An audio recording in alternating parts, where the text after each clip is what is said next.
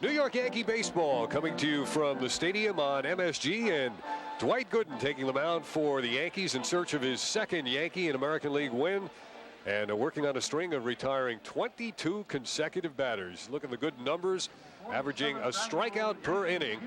And Dwight Gooden in his last 3 starts, as we chronicle, has been a completely different pitcher than the Dwight Gooden who began the year in Texas when he gave up home runs in that game to Kevin Elster and Mickey Tettleton. And since then, no long balls allowed by the doctor, Dwight Gooden.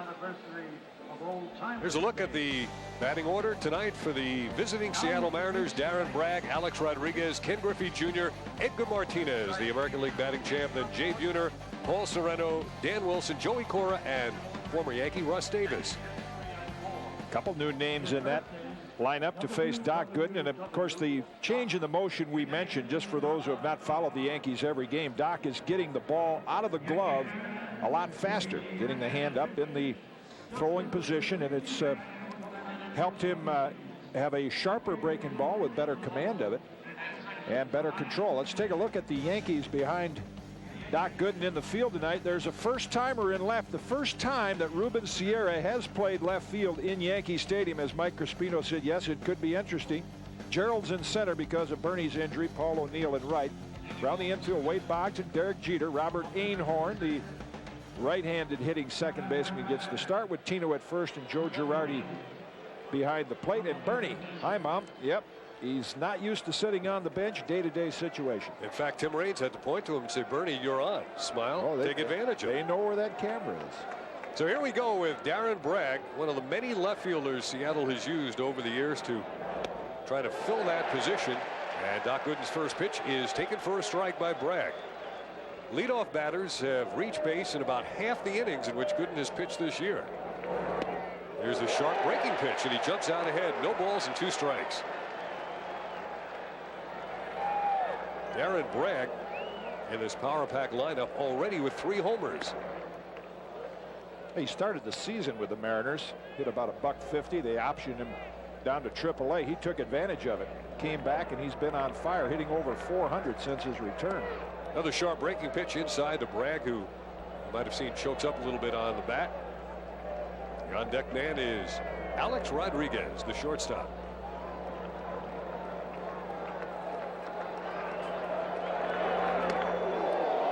Well, that'll give you an indication perhaps of the strike zone by our home plate umpire tonight, Dan Morrison. Gooden goes full to the leadoff batter, and Joe Girardi sends out the sign. And the leadoff man reaches base against Dwight Gooden. Ooh, that's as painful a walk as you give up as a pitcher when you get the hitter 0-2 and then end up losing him to a base on balls. And here's the 2-2 pitch, the curveball, and may have broke just around the plate, in the opinion of home plate umpire Dan Morrison. Well, let's put it in perspective now. This is the 34th inning that Gooden is pitching. 17 leadoff men have reached base, and 10 have come around to score. Alex Rodriguez with 1 on and nobody out. He takes a fastball, and ooh, that one is high. Youngest player in the major leagues, just 20 years of age. And since he's moved up to the number 2 spot about 5 games ago, tells you how your at bat can be affected by the guy in the on deck circle. He's an old man.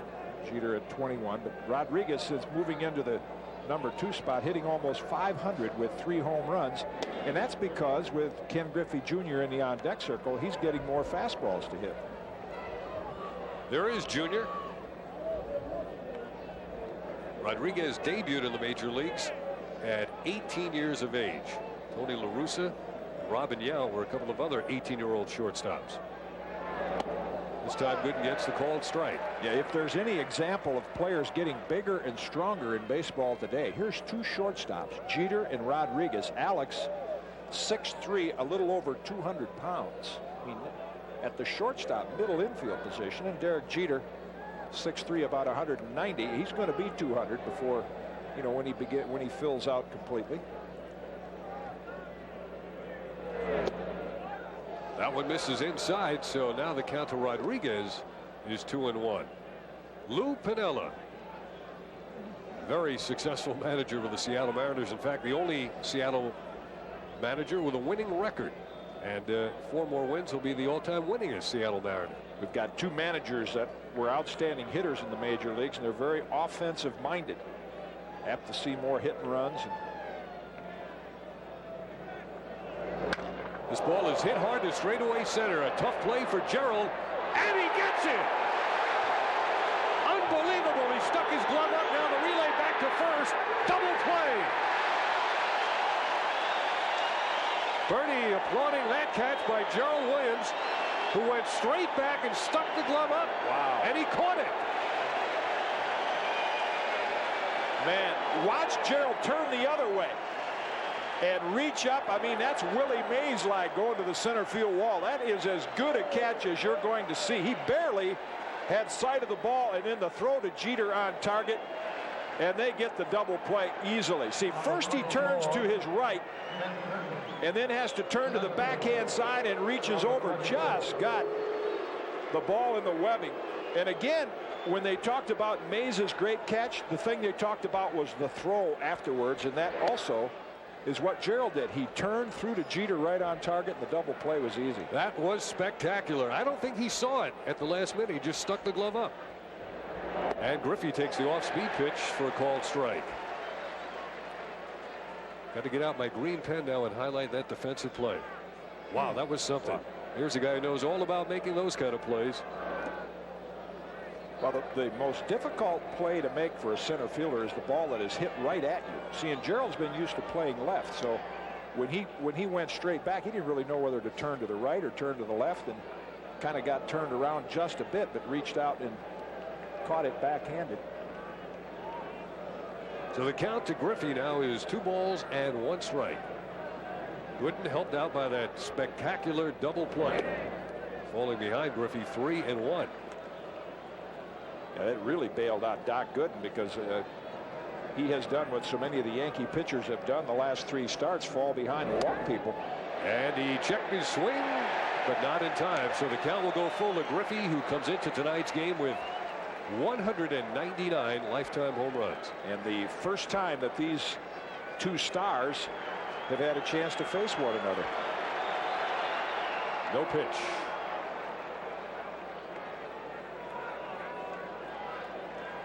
And Griffey now 26 years of age.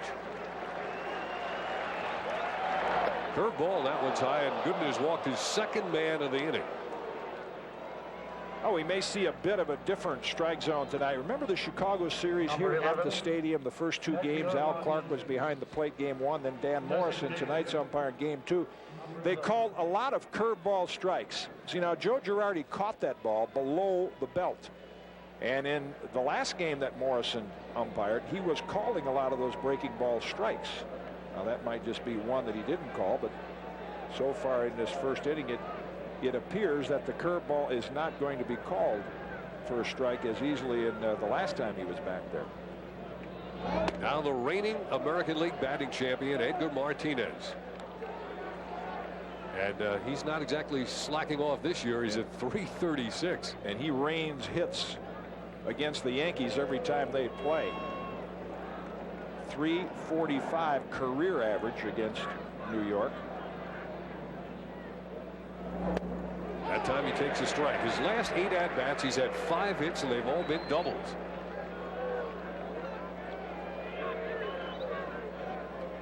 And that's what he did against the Yankees last year. You have to go back to Darrell Evans, when Darrell Evans was a member of the Tigers. Find someone who hit that many home runs in one season against the Yankees. To right field, O'Neill hoping for a play, gets there just as he meets the warning track. Edgar Martinez uses the whole ballpark, and Doc Gooden used his outfielders. Gerald Williams bailed him out with a great catch, and the Mariners don't score in the top of the first. Now there's the sun setting in the west, streaming through the buildings over the McCombs Dam Bridge, and here's Sterling Hitchcock in his return to the Bronx.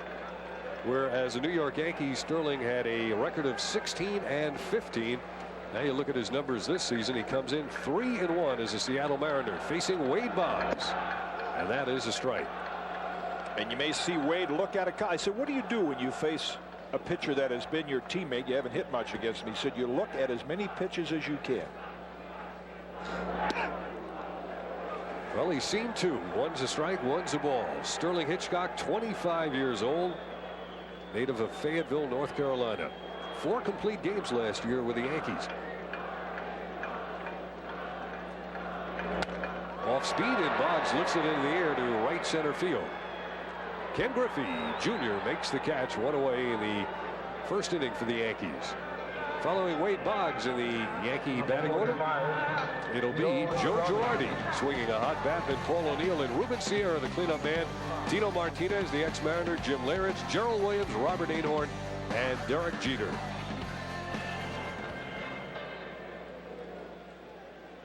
Mentioned Girardi is hot. Last 29 at bats, he's had 13 hits. That pitch outside, ball 1. Girardi has his average now up to 284. Still without a home run.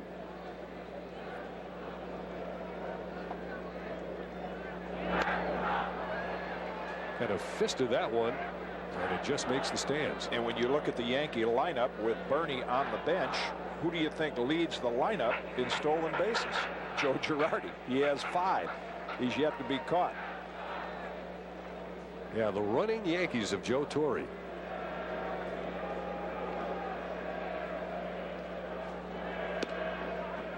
Hitchcock misses outside. It's 2-1. When Sterling Hitchcock was a Yankee last year, we often talked about his lack of picking up the target early in his pitching motion. Girardi went fishing. It's 2-2. Good fastball there, and what Sterling, when he made the adjustment, and I recall the game he pitched against the Red Sox in Fenway Park, is when he quit bringing the hands up over the head. He keeps them in front of his body so he has the target in his sights at all times. Again, he jams Girardi, this one to right center field, and a play for Jay Buhner, and an easy one. And there are 2 away. The Mariners behind Sterling Hitchcock in the field tonight will have Darren Bragg in left field. He beat out former Yankee Louis Polonia in spring training. Then Ken Griffey Jr. in center, Jay Buhner in right. Alex Rodriguez, Joey Cora in the middle of the diamond, Paul Sorrento, formerly the Indians at first, Dan Wilson doing a great job catching, and Russ Davis, the former Yankee, getting a chance to play every day. He has made 4 errors, but it hasn't hurt the Mariners. They have allowed fewer unearned runs than any team in the American League, just 7. O'Neill stepping out slightly against the lefty Sterling Hitchcock. You mentioned Louis Polonia. He is resurfaced as the left fielder of the Baltimore Orioles. Yankees will see him in July. Well, all the targets are out for O'Neill. 2-0 from Sterling Hitchcock. We're in the bottom of the first. 2 outs, no score. O'Neill leads the American League in hitting at .377. Ooh, he took a big rip at that. Good live fastball. You know, O'Neill just the opposite of Boggs. Wade said, I'd like to see a lot of pitches tonight from Hitchcock just to get a read. I said to Paul, what are you going to look for against Hitchcock? He said, I've got no idea. You know, I haven't hit against him that much in batting practice. Just look for the ball and hit it. At the knees. Ooh, that drew a quick response. Yeah, one of the first hollow of the knee strikes we've seen called. That was supposedly the new strike zone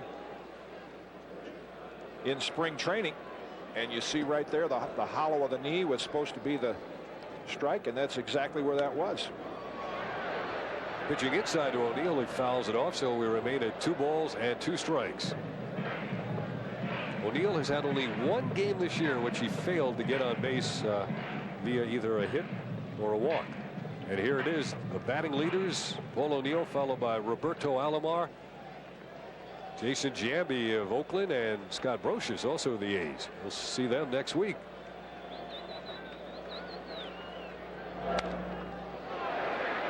Yankees get a break in the next couple weeks. Baseball gets a bad break because so many of the good players are on the disabled list, and the Mariners are putting their ace left-hander Randy Johnson on the DL because of a back problem, so the Yankees won't see him in the next 10 days. And Scott Brocious, one of the league's leading hitters, still on the DL for Oakland. O'Neill gets into this 2-2 and drives it deep to right. Buhner at the track, though, makes the catch. Didn't have that carry, and Buhner Picks off 2 out of the air in the first inning, and Sterling Hitchcock works a 1-2-3 bottom of the first inning. We've played 1 and we're scoreless. We go to the second inning, and here is another former Yankee, Jay Buhner, up to lead off for the Mariners. Played with the Yankees 87, 88, hit 3 homers in the 88 season, and then was traded in what turned out to be a rather infamous trade. And Buhner, first ball hitting, pops it a mile high into short center field. Jeter calling off Gerald Williams and Ruben Sierra, and he makes the catch. Ruben did the right thing. He said, "Take it, Derek. Plenty of room. You got it." He's going to let him take all of those. That did have some hang time.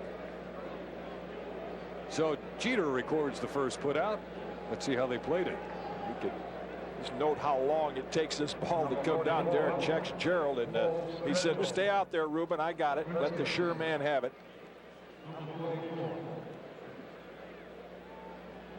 Jeter is very good at going back on pop-ups if we have seen this year, especially in the center field. This pitch is low now to Paul Sorrento, the former Indian, who's come over, and all he's done is hit 10 home runs.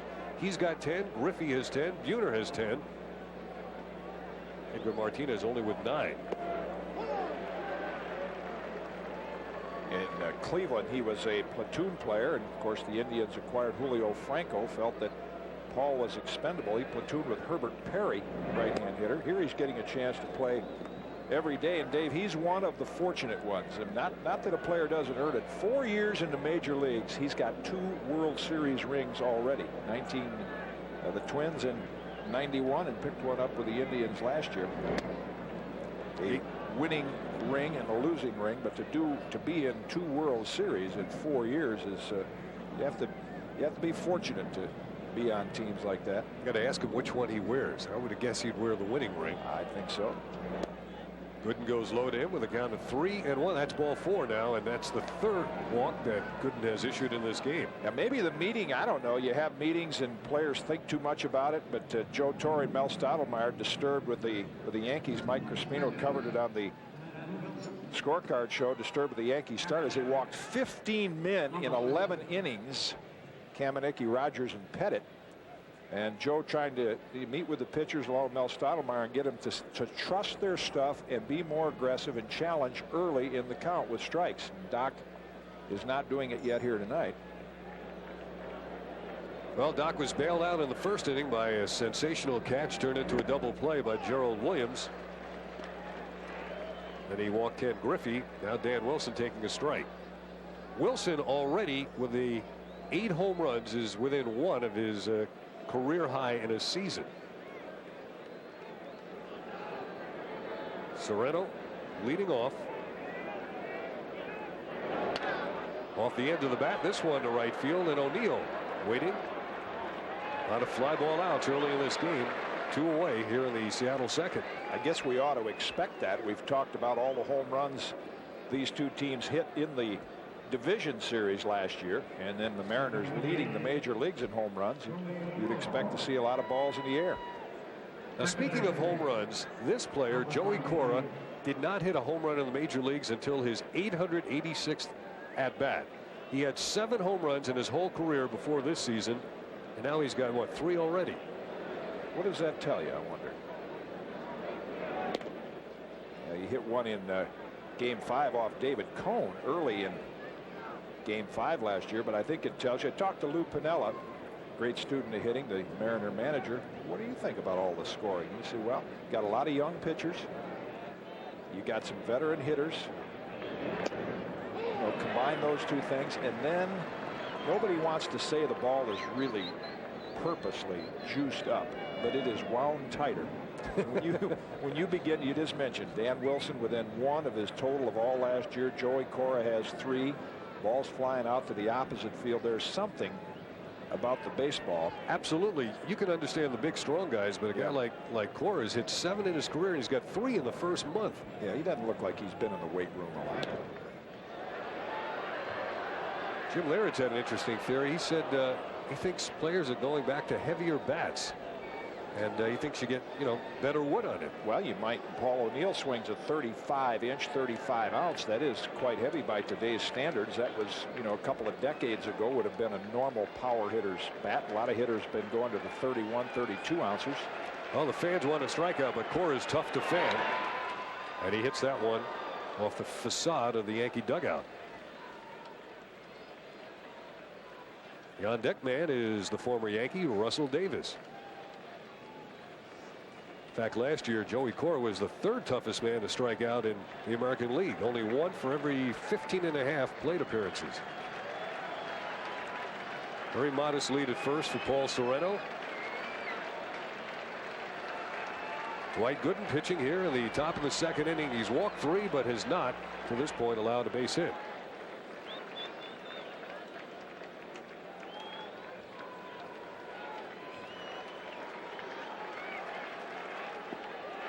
That one broke down, and no shakes the home plate umpire, and Al Clark confirms no swing. Good, sharp breaking ball by Doc. And you mentioned how difficult Cora is to strike out. That discipline tells you why. A lot of hitters chase that pitch. Joey held up.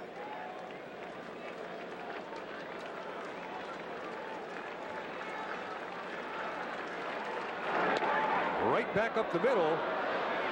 Einhorn makes the tag, and that's the third out of the inning. Good job by Einhorn, and I guess Gooden fortunate he didn't deflect that ball. It might have been an infield single.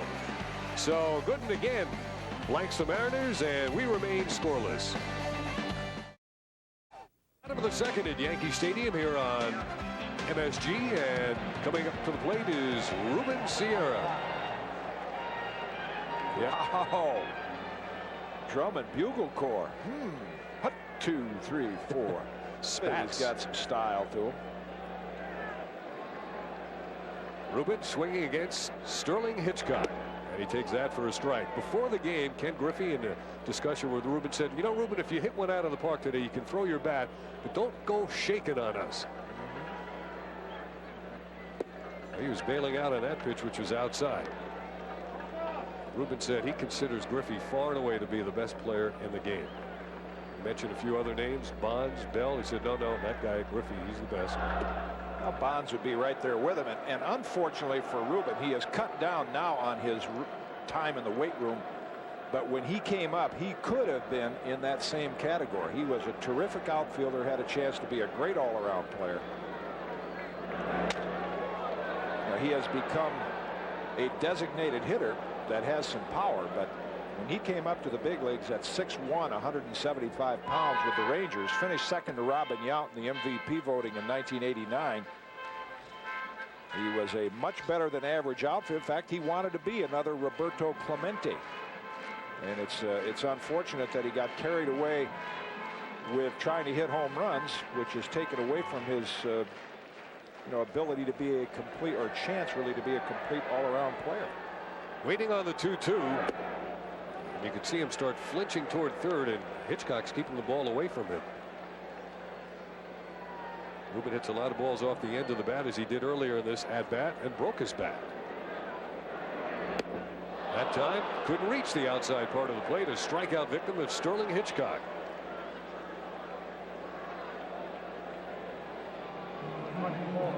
First strikeout of the game, and here is the ex-Mariner Tino Martinez. And before the game, Tino, Griffey, big hug from Jay Buhner.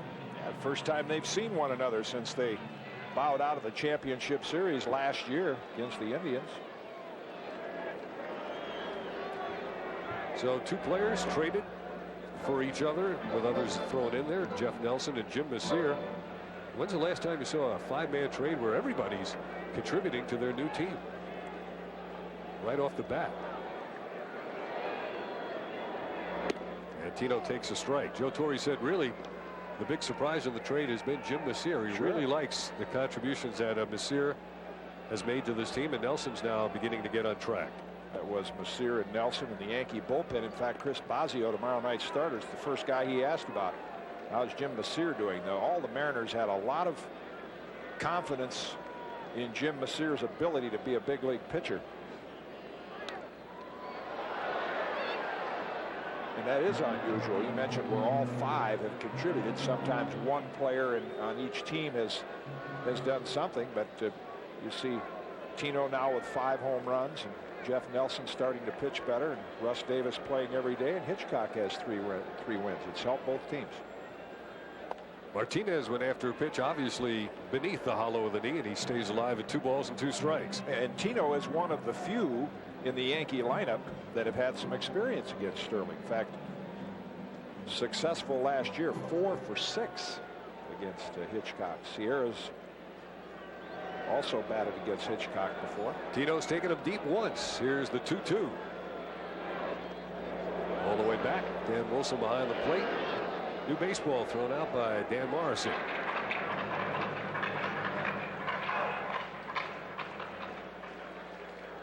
Tino Martinez, according to Joe Torre, hasn't been able to keep his hands back enough. He's been over anxious. This time he strokes it to second, played by Joey Cora, and the throw to Serrano is in plenty of time.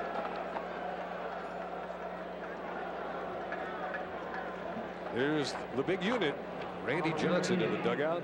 And he'll be the disabled unit for at least 15 days. Unfortunately, he came back, started 1 game because of the lower back problem. Thought he could pitch with it, but it's affecting a nerve. Sounds like it might be the sciatic nerve going down into the right leg.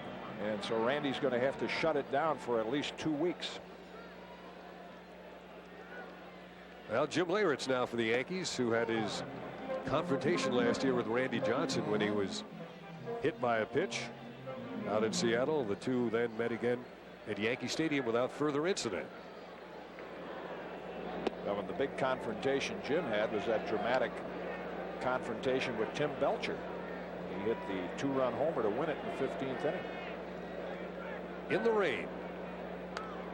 Hitchcock coming inside after keeping a couple of pitches away. It's a ball and 2 strikes. Beautiful night at Yankee Stadium. Still a little bit on the cool side, but after Chicago it feels balmy. There's Norm Charlton, the ace left-handed reliever of the Seattle Mariners. 2-2 now to Leyritz. We're in the bottom of the 2nd inning. No score. So far a pitcher's duel between Sterling Hitchcock and Doc Gooden. Jim in a mighty struggle. Just 1 for his last 15.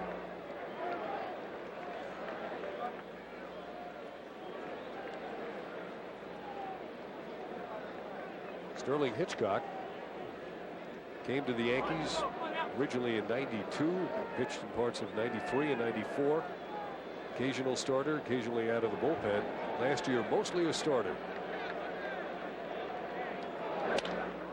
Leyritz lines a solid single to left field, the first base hit of this ball game. So Jim, who used to catch Sterling Hitchcock with great frequency, now hits him well with a base hit to left field. Gets a 3-2 fastball and right on time. A couple of swings like that will bring him out of that slump he's been in.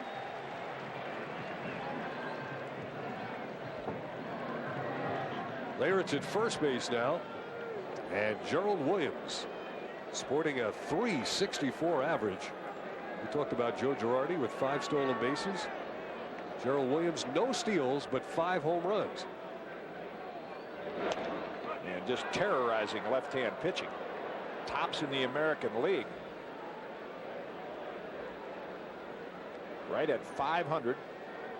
Pretty good names he's beaten out there. Albert Bell and Chuck Knobloch. Rusty Greer, a left-hand hitter, hitting .433 against lefties. And then Mark Lewis of the Tigers. Anytime you're sitting atop Albert Bell in any offensive category, that is saying something. Well, I don't know none of us know the outcome of this game, but it might get lost in it. But when you look back, it's Gerald's catch. I mean, the Mariners got 2nd and 3rd and nobody out. If he doesn't make that catch, who knows how many that has scored that inning.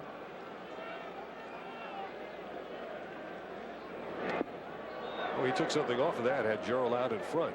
Hitchcock's doing a good job at changing speeds. His numbers are still very much like they were with the Yankees. Sterling Hitchcock. Hitters do not do as well against him with nobody on base, and then when he gets men on, the average goes up. Usually pays a lot of attention to base runners, and in scoring position they go up even higher. There it's going. The throw down is not in time. He gets the steal, and he's on his way to 3rd. As Wilson's throw went into center field.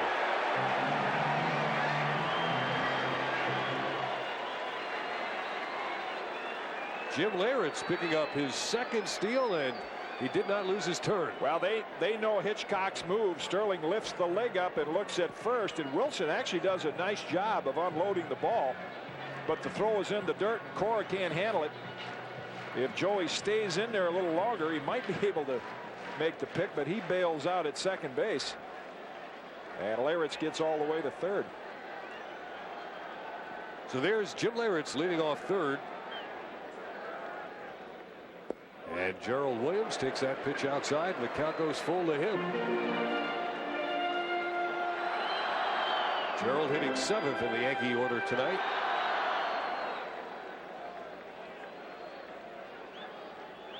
Scoreless here in the bottom of the second inning. That's ball 4, and the Yankees now will have runners at the corners with 2 out. First walk of the game issued by Sterling Hitchcock. Gerald looking across the diamond to get his sign. And Lou Piniella positioning his outfielders. They want him to move over toward right center. They don't anticipate Einhorn pulling the ball. They are going to play him straight away. Runner goes. The throw is going to be in plenty of time. Oh. Big mistake by Gerald. And Joe Torre wondering, wait a minute. The object there is to get caught in the rundown. See if we can get the guy from third home. Gerald slides right into the tag. So the Yankees run themselves out of a possible scoring inning, and after 2, it's still Seattle nothing, the Yankees nothing. Lou Piniella, soon to be the winningest Seattle Mariner manager ever. And what about this rivalry between his team and the Yankees? Possibly. You know, I know they're out here on the East Coast and we're up there in the Pacific Northwest, but you know, the Yankees have always been a big draw in Seattle anyway. There are a lot of Yankee people, fans up there in the Pacific Northwest. So I think that there's a little bit of a natural rivalry, even though both teams have had a lot of turnovers since last year. In fact, you've got 3 of our kids right here, and we've got 2 of yours. And there's one of his, formerly a Yankee, Russell Davis, flying out to the track, hauled in by Paul O'Neill. That's his 3rd catch of the game here in inning number 3. I think what did a lot for that rivalry that Lou is talking about is that division series. Watching a lot of the highlights of that tonight on our scorecard show with Mike Crispino. I mean, that was as good watching the replays. Not good for Yankee fans, but a good series. Just watching all the highlights and the great plays, home runs. Yeah, the regular season was also quite spirited between the Yankees and the Mariners. Ken Griffey hitting that home run, the walk-off home run against John Wetland that may have at that point saved the franchise in the city of Seattle. This ball is lifted in the air. Center field, Gerald Williams calling off Ruben Sierra. Ruben with a little bit of a token effort right behind him. See, he pointed, he said, "You anything there? Yeah, you got it. When I say I got it, I got it."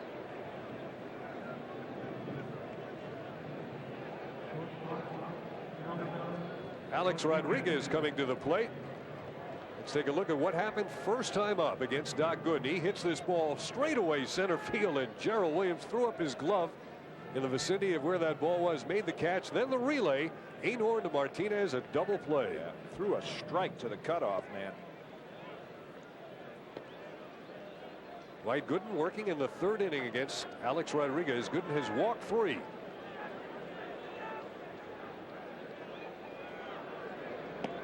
And the called strike. Doc looking for his first 1-2-3 inning with 2 outs here in the 3rd. 20-year-old Alex Rodriguez.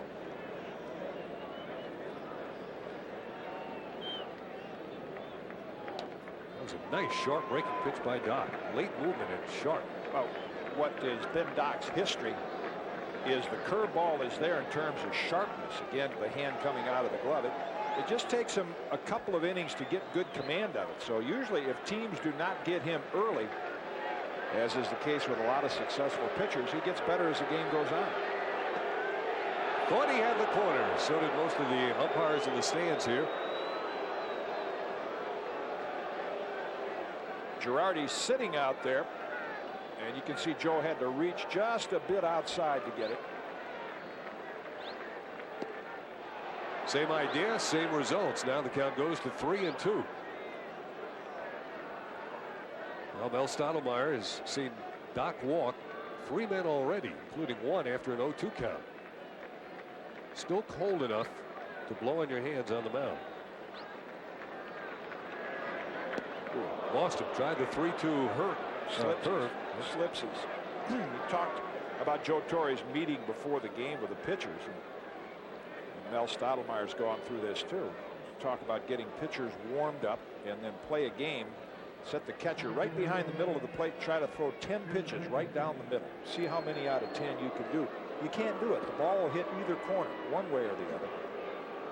But what we see now is a lot of catchers moving side to side and pitchers trying to hit the corner, missing and falling behind. And that's what Joe was trying to convey to his pitching staff. Be more aggressive, challenge the hitter, make him hit it. Ken Griffey Jr. walked his first time up. Gooden is not missing by much, but he has not gotten any calls. Well, those are off the plate, so it's not like Dan Morrison has a tiny strike zone.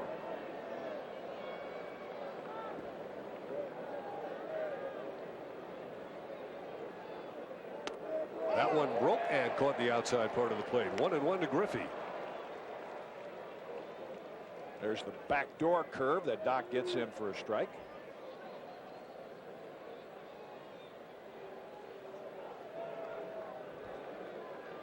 The man who's running for president. I heard a story that some player on another team really thought that this was true. You mean it isn't?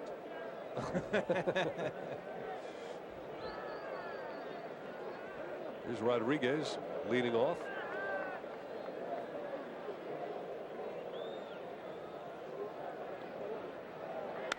Opposite field, and it'll carry out a play. Of course, some might think that Dennis Rodman is running for vice president after his Saturday Night Live stint. Well, that's popular these days here at Yankee Stadium. Yeah, he's running for president. Saw a couple of those in the Yankee clubhouse. The Yankee Doodle Dandy. Now here comes the crowd again, trying to get the first Doc Gooden K of the night.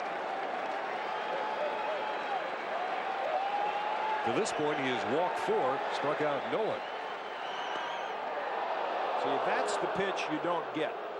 I say you don't get it. We talked about the shrinking strike zone, and you don't get a pitch above the belt. See, this is exactly where Gooden wants to throw that ball, and that is belt high. See, right there, you saw it go right across Griffey's belt, and yet that pitch is called for high. It's one of the reasons pitchers have a tougher time today. Swing and a miss. Doc Gooden blew him away with a high fastball toward the outside part of the plate, and that is strikeout number 1. And Gooden works another scoreless inning. In the middle of the third, it remains the Yankees nothing, the Mariners nothing. Robert Einhorn was batting in the second inning when Gerald Williams got thrown out trying to steal second with Jim Leyritz on third.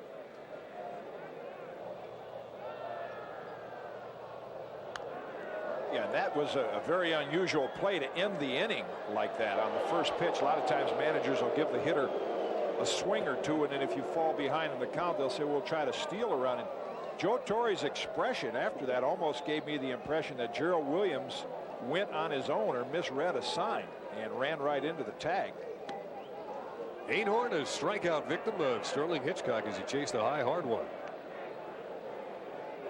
So that is strikeout number 2 for Hitchcock. Similar pitch to what Ken Griffey Jr. struck out on. That pitch up in your eyes looks so inviting, but it takes faster hands to get to that pitch than it does to the low pitch. Now the number 9 hitter. This is Yankee game number 36, and Derek Jeter has started at shortstop in 35 of them.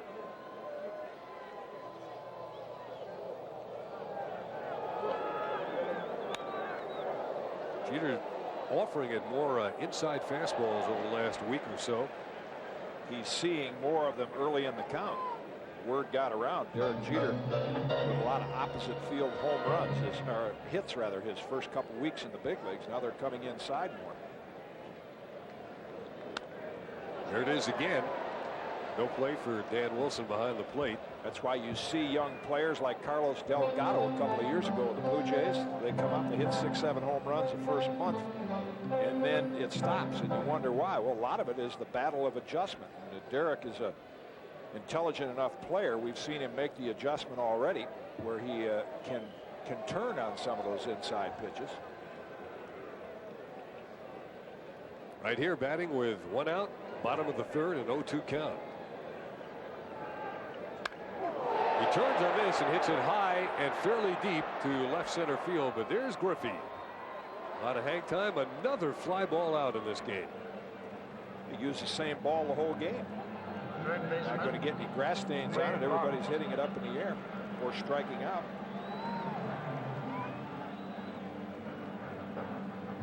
Top of the order, Wade Boggs for his second at bat, and he began the game by flying out to Griffey. 3 fly ball outs in the first inning, 1 here in the third.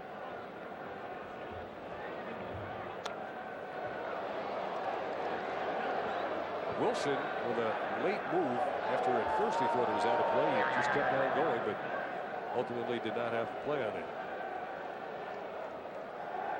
Checking at lumber just to see whether the handle is chipped or whether he broke that bat. I don't know if he's certain whether it's okay or not. There's Ruben Sierra rubbing up. Instead of that old soup bone in the dugout, he's using a bat to. That tends to make that wood a little smoother and harder to jump off the bat quicker. For years, everyone used the old Louisville Slugger. That was about the only bat you could find around a batting cage in the big leagues. Now there are about a dozen of them. Well, there's the KC Slammer that's made in Kansas City. There's the Wilson bat and the Louisville Slugger. I think I'm trying to think of something with hitting. They got a couple tricky little. There's almost a couple of mom and pop operations now making bats. That's the KC Slammer. Sure hit, I think is one of them. Boggs with his new bat doesn't offer that pitch. I heard a lot of players talking about, well, sometimes the big companies can't get good wood anymore.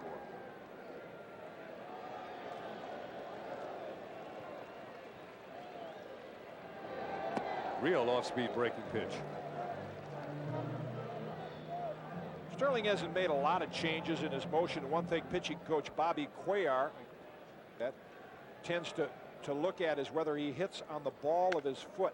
Sometimes he tends to stride a little farther and hit on the heel. Well, Wade Boggs hit that one on the nose, and he hit it in the right field for a base hit. So they want him to land on the ball of his foot, the front part. You should always land on the ball of your foot. Land on the heel, you usually throw the ball high. Boggs got a fastball inside half, so he got a chance to look at a few pitches in that at bat. And the more he sees of Hitchcock, the more his chances of getting hits will go up. Well, we still have a scoreless game. The Yankees own the only 2 hits in the game, and here's Joe Girardi. He goes after a high pitch, and they may have a play on this one. Sereno calling off Wilson, makes the catch. 1 pitch, and Joe Girardi is retired. And so are the Yankees in the bottom of the 3rd inning. They got a hit and left a man on base. After 3 at Yankee Stadium, the Yankees have the only hits, but neither team has any runs. I'd like to know who his running mate's going to be first. Let's find if it's going to be Buhner, we'll have to reconsider it all. We all have to get those haircuts like Buhner has. That'll be Junior in the Bone would be that ticket. That's Jay Buhner's nickname. Catchy anyway. Edgar Martinez, who absolutely killed the Yankees last year in the playoffs. Again, hitting well to lead off the 4th. So Dwight Gooden, Jim, with the control problems, despite that, able to survive and thrown 3 shutout innings. Yeah, now Scott Kamenicki said in Sunday's game that he was trying to throw strikes. He wasn't trying to nibble at the corners. It was just one of those days he did not have command of his pitches. Of course, we heard that Joe Torre would talk to the pitchers about throwing strikes. Is that something like talking to someone about free throw shooting? The more you talk about it, the more trouble you have doing it? Well, it can be, but you talk more about the approach. Martinez pops it up on the infield, and his former teammate Tino retires Edgar for the first out in the 4th. You know, free throws, they might talk about technique and what you have to do, far maybe relaxing. But in terms of throwing strikes, I think what Joe Torre wanted to get across to his staff is think about challenging early in the count. Trust your stuff. Here it is. Hit it if you can. And, hit the ball in the air enough off both pitchers tonight. 13 of the first 19 outs, flyouts. The word that Joe Torre used before the game was aggressive. See, for years, and it still goes on, is hitters give pitchers too much credit. Hitters go up to the plate and they say, you know, this guy's going to make that nasty pitch low and outside. And pitchers the same way. They say, I don't dare throw it over the middle. He's going to take me out of the ballpark. There really are maybe 1 or 2 pitches almost in every at-bat that a hitter's going to have a good swing at, and that a pitcher's going to have you looking bad. See, that was a good swing, and that pitch right down the middle.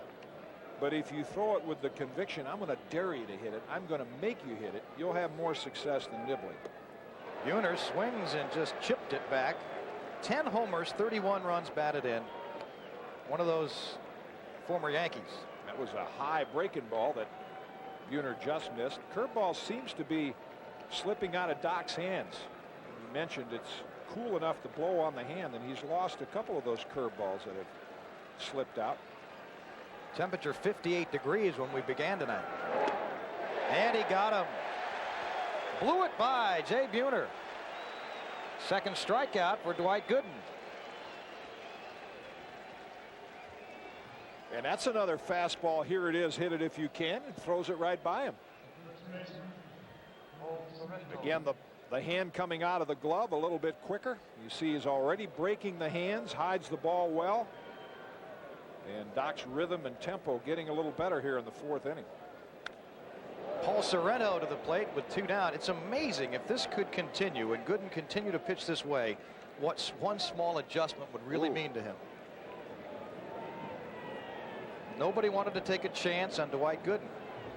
And if he continues to pitch like this, the Yankees may have made a very risky move look good. And we talked about it, and me particularly, I've talked to Doc about it, and he even shook his head in agreement at one time that maybe he should have gone to the minor leagues to start the season and gotten straightened out down there. But see, Mel Stottlemyre wouldn't have seen him down there to make the change. And if it weren't for the David Cone injury and subsequent surgery, Doc may never have had another opportunity to step in and do what he's doing. Well, they say necessity is the mother of invention, and the Yankees may have stumbled on something here because of their shortage of arms. Melito Perez went down. That opened up something for Dwight Gooden as well back in spring. Pitch to Sorrento, is skied to right field. Einhorn out, O'Neill in, calling, making the catch. Dwight Gooden gets Seattle 3 up and 3 down in the 4th. He has not allowed a hit yet. We'll go to the bottom of the 4th in just a moment.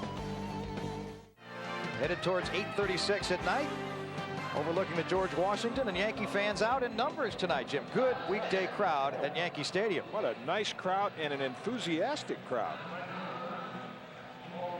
Paul O'Neill to the plate to lead off against Sterling Hitchcock. There's a good look. They've been averaging around 20,000 midweek, but I think we've got a few more tonight. O'Neill leading the league batting average wise and on base average way up there. This pitch high and tight. Second time he's gone high and tight. Did that with Boggs as well. Good idea when you've been traded from, in Hitchcock's case, the Yankees to the Mariners, and your buddies are comfortable, they're digging in. Just fire one up and in and say, I'm on the other team now. Don't dig in too deeply. This one high, and it's 2-0. Sterling Hitchcock had some interesting comments when he left New York. He said, I'm not going to really miss that city. Costs you $4 to get across bridges. You live in a small little space for $2,000 a month. He likes Seattle. O'Neill rips it down the line. It's going to be in there. Buhner chases it down, makes a nice play, and he'll hold him to a single. Good defense by Jay Buhner, preventing extra bases. You can get in there once, maybe twice against a good hitter, but you come in the same zone 3 times in a row, with that fastball. You're not going to get that past Paul O'Neill. That's the third time they tried to get inside on him with a heater. He was ready that time. That's a good play by Jay Buhner. Short hopped it in the hole. Here's Ruben Sierra. Struck out his first time 20 times this year. Sierra in left field tonight. Not a bad idea for Joe Torre to have Ruben play left at night, because we know how difficult it can be in a bright sunny Saturday afternoon. With the wind swirling.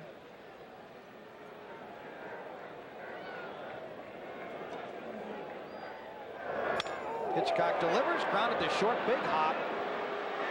And a 6-4-3 double play erases Paul O'Neill. A rare ground out in tonight's game. Most of the balls have been in the air, but Hitchcock gets a sharply hit ground ball at the right time. Nice shovel toss to Cora. And the rest is easy. Sierra out by plenty. In fact, O'Neill had to slide 15 feet from the bag. That's how quickly the ball got to Rodriguez. Tino Martinez against his former mates. Said before the game that it's over now. He really has no feelings left.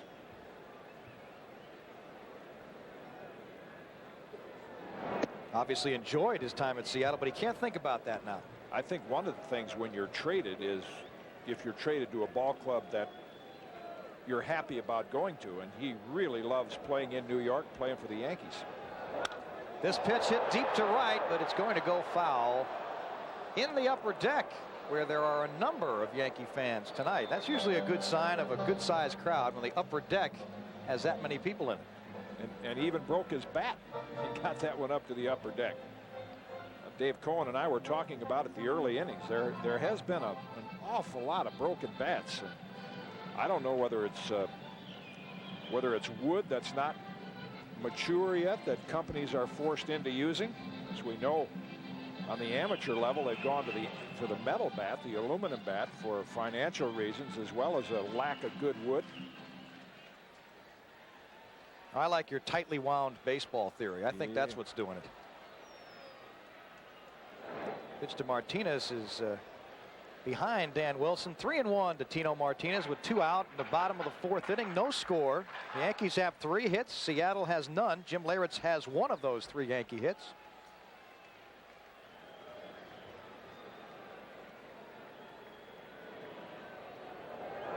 (3-1) to Tino, grounded hard. Cora makes a nice backhand stab.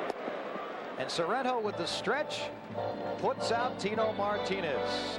3 up, 3 down. We'll go to the top of the 5th in a moment.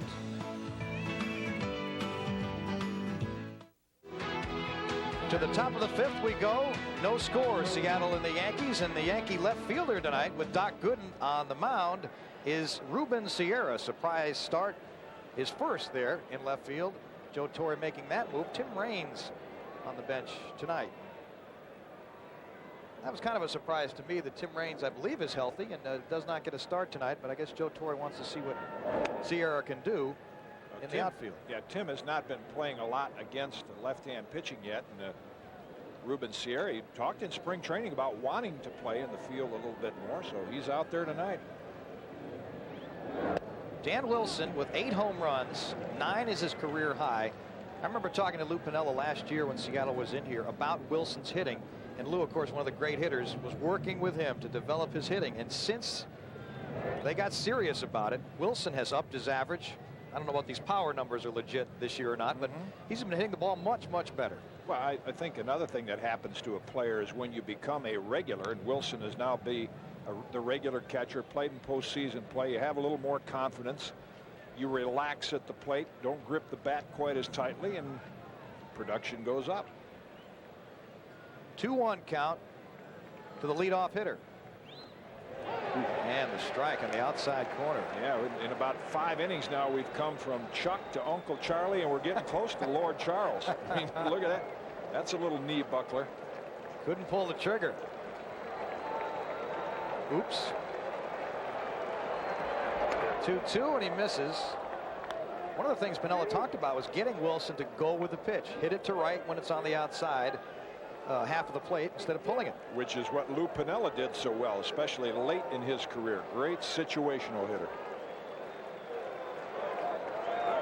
This pitch grounded to Jeter. Throw on to Tino Martinez, and there's one away in the top of the 5th.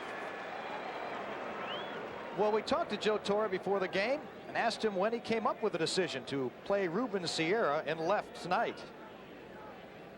I told him Sunday, he's been working out there. He's still, still working out. And I just felt it was Ruben or Leyritz, and he's had more experience in the outfield than Jimmy has. Especially with Bernie out of the lineup, that I just wanted to try it. He wants to play the outfield. And I said, keep working on it. There'll be a time I'll put you out there, a time or two. But again, I still like you as my DH. But in this situation where it was either Leyritz or Ruben, it was an easy decision. And there's Ruben, his first start in left. Joey Cora at the plate. It's a 1-1 count. Little left-hander came in at 227, now at 225 after grounding out.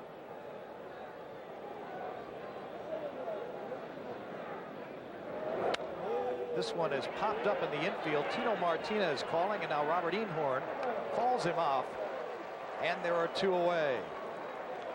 Well, what a bizarre weekend in Chicago. Dropped balls. Everything happened that could possibly happen.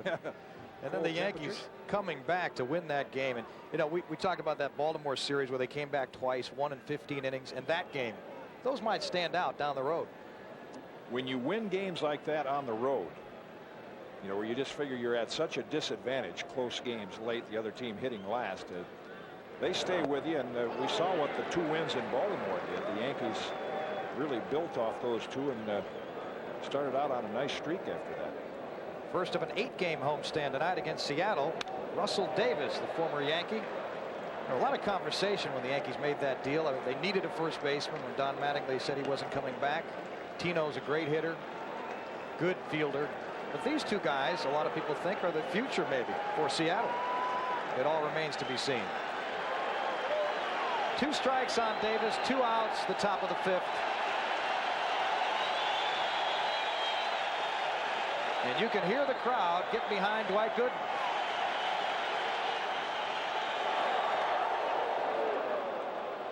In fact, that's a nice bit of timing by Doc. He knows that that's what's going to happen, and he allows the crowd to get into it. Throws him the fastball, and it's skied to right. Paul O'Neill in his tracks makes the catch. Dwight Gooden sets him down in order. That's 7 in a row now. We'll go to the bottom of the 5th. No score at Yankee Stadium.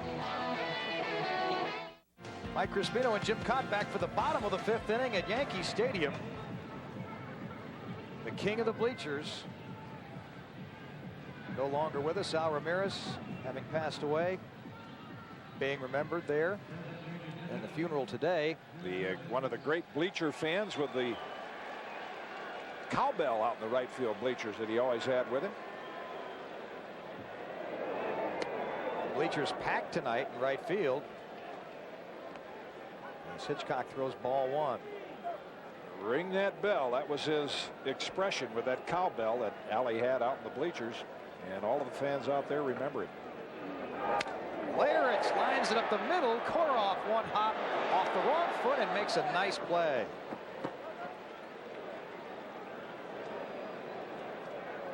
Joey Cora's made a couple of outstanding plays defensively tonight behind Sterling Hitchcock. Yeah, most of the ground balls have been hit his direction. There's an off-balance throw and a nice pick on the other end by Sorrento.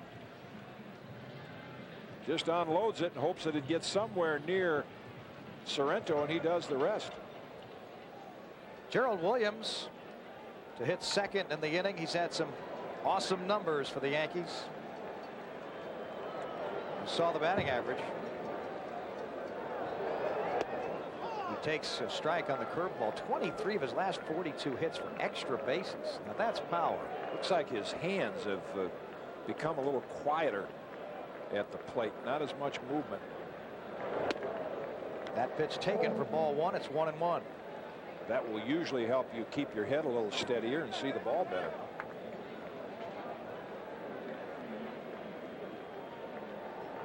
Hitchcock working quickly and throws ball 2. that motion of Hitchcock's when he hits his right knee with his glove, I don't remember that last year. Do you remember that? Don't know that I can't say that I do remember. You know, a lot of pitchers do that on their way down. They'll make some contact. It's kind of like he bounces it back up in the air. It reminds me of Billie Jean King's service toss. She used to hit her left thigh on the way down to measure her toss up. That was one of the first people I ever saw that do that in tennis. I haven't seen this much in baseball. Here's Hitchcock's pitch at 3-1. The White Sox have an advanced scout, Bart Johnson, former right-hand pitcher in the major leagues, who, and there it will. You can see Sterling just bounce that glove and ball off his thigh. Gerald Williams takes it low for ball 4 on a 3-2 pitch, and the Yankees have a runner. As soon as he gets in the motion, this is what Mike is talking about right there. See, as soon as it hit the hip, the glove and the hand just bounced up. Bart Johnson used to kick.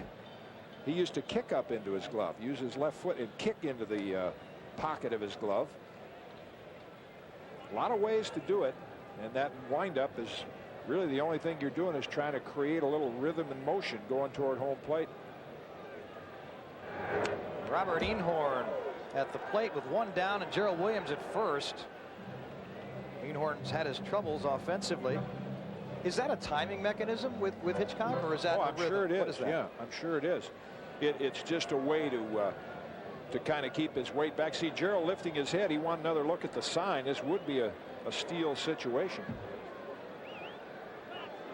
Yeah, I don't know the last time, 1st and 3rd with Einhorn in the batter's box, whether Gerald got the sign or missed it or just went on his own. But get down near the bottom of the order, scoreless game, and Gerald's speed. You would expect Joe Torre to do some running during this at bat. 1 away, 0-1 count to Robert Einhorn. Gerald Williams at first. Pitch taken, and it's 1-1. It just seemed strange in that previous second inning when Gerald took off. He almost expected there to be no throw, it seemed. Yeah, usually if that's a set play, you run down there and you get caught in the rundown, go back to first base and hope that the other team throws it away and the guy on third scores. Hitchcock sends him back. Maybe Michael Kay can discover what happened there on the clubhouse report following the game. It's a scoreless game, bottom of the 5th inning, and items like that can be important. Pitch out. Oh, Williams got caught. Wilson runs at him. Now Rodriguez, and he's around it. He eluded the tag, but he went out of the baseline. Call made by Larry Barnett. Yeah, Piniella guessed right. You saw the signal from Dan Wilson. The 4 4s go down. That's the Mariner pitch out. And even though Sorrento did not make contact with Williams, you see the crew chief Larry Barnett say, nope, you went out of the line to avoid the tag. You're out. 2 away now, so 2 Gerald Williams miscues on the base paths. Well, that was really just a good play on the part of the Mariners.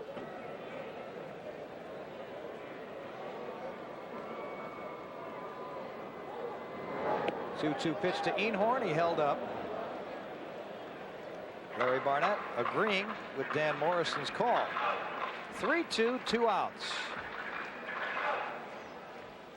Looked like the splitter that Einhorn laid off.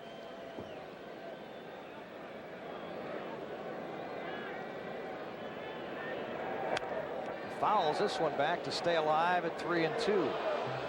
Hitchcock's had success in terms of batting average by opposition right-hand hitters. It was .235 last year, but he gave up a lot of home runs to righties. So they weren't hitting him percentage-wise, but were able to hit it out of the yard.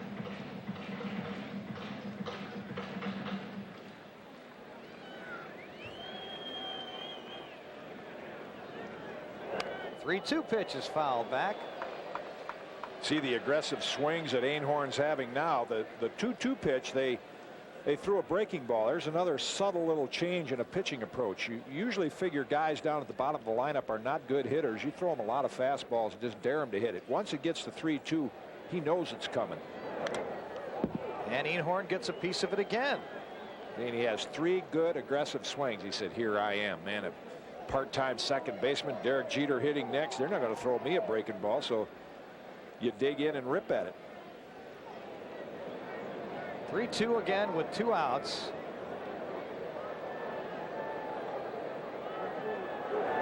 And Hitchcock misses. That's a good at-bat by Einhorn, and Lou Piniella, I know, is disappointed in that. I have a feeling he's going to say, what in the world are you throwing that guy a breaking ball on 2-2 for, and even going to the full count? And now they have to face Derek Jeter. After 3 good swings by Einhorn, Hitchcock misses with that one. Now, was he talking to Dan Wilson, do you think, or the pitcher that time? Lou was kind of glaring out, or maybe he was talking to the home plate umpire. No, I think it's probably his catcher or his pitcher. Hitchcock throws and sends Einhorn back, so the caught stealing a moment ago keeps the Yankees from having a man in scoring position. Doc Gooden, Kenny Rogers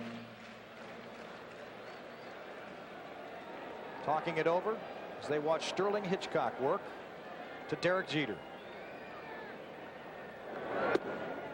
And he catches the inside corner. I would figure Joe Torre would want to gamble with Einhorn. I don't know if I'd call it a gamble. Just send Einhorn here too, because if he were to get thrown out, Derek Jeter represents a pretty good leadoff hitter for the Yankees in the next inning. Oh, one pitch is swung on and missed. Well, Dan Wilson's had great success this year throwing runners out, almost 50%. So it has not been easy to steal bases. Yeah, it's just a situation, and even now with 0-2, I mean, the Mariners might pitch out, or if you're looking for a curve in the dirt, you just send Einhorn and see what happens, even though Wilson is a good thrower. Joe Torre did it earlier in the game with Jim Leyritz and picked up an extra base. They pitch out. They thought Einhorn was going that time. Yeah, I think he may have had the sign. He took a break, but I think Hitchcock's move froze him. Jose Cardinal, in the picture right now, saying a couple of words to him. 1-2 count with 2 outs. And he's punched out. The inside corner, the strikeout by Sterling Hitchcock. He's matched Dwight Gooden. 5 zeros in a row. We have no score. I'll be back in the post-game report. Dave Cohen returns in a moment. Doc Gooden, he's not thrown a lot of first pitch strikes. Did right there, but he has been able to come back and get the big outs. In fact, the last 2 innings, Doc has only thrown 25 pitches in the last 2 innings after struggling a little early on. That fastball right at Tino and off his glove, hop into the stands.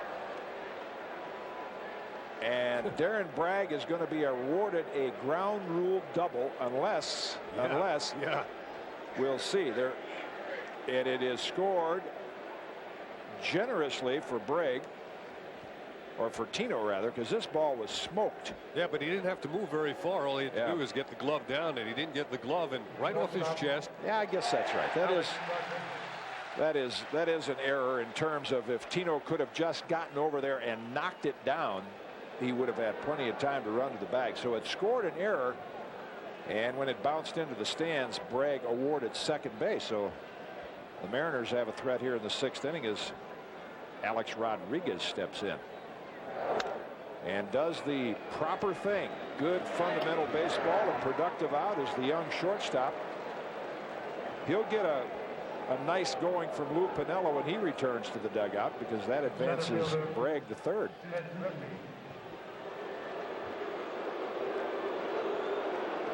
Wow, now a real challenge coming up for Dwight Gooden. The Yankees will bring the infield in with a runner at third and 1 man out, and Gooden struck him out last time, so this will be a terrific one-on-one battle. Joe Torre sensing the low-scoring game. No score in the 6th is going to bring the infield in with Ken Griffey Jr. at the plate. And I think that what goes into the thinking here also is Doc Gooden is a fly ball or strikeout pitcher. So you gamble and bring your infield in and say if he does hit a ground ball, maybe it will be at one of our infielders and we'll get a shot of throwing the runner out at home as Bragg takes his lead. Good curveball, and it's 1-1. I think tonight Dwight has had his best fastball of the year as a Yankee. And his curveball, he didn't have it at the beginning, but as the game has gone on, it's become sharper and sharper. Which is typical of Doc, the deeper he gets into the game. John McLaren, the third base coach, giving some instruction to Darren Bragg. And that curve is in 1-2. Well, they struck him out on a high blazer. They've got that thought in the kid's mind. The crowd getting into it now. Good hook. They're rising like the 15th round of a heavyweight fight.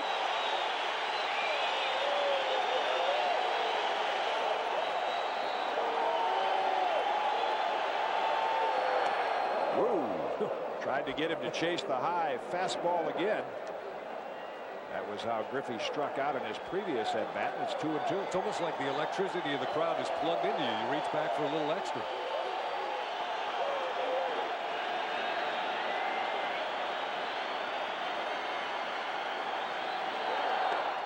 Just off the inside corner. And the count is full.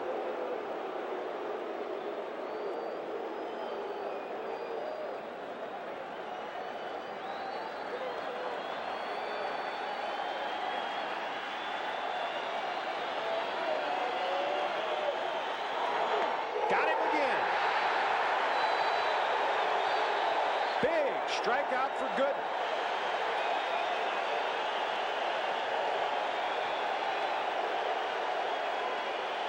No rest now for the weary as he fans Gooden for the second time. Girardi wanted the fastball away. That's what he got. And Griffey chased and could not catch up to it. There are some people among the Mariners who think that, although he hasn't admitted it, that he may be favoring that injured wrist a little bit this year. And there is a doctor in the house. Mel Stottlemyre happy about that, encouraging Doc Gooden to get one more out here. And as tough as Junior might be, the guy in the batter's box is tougher. Ripped center field. Gerald on the run. Puts it away. Another nice running catch. Good pitching. Good fielding. And the Yankees shut down the Mariners in the top of the sixth. A good one going here at the stadium. Still no score.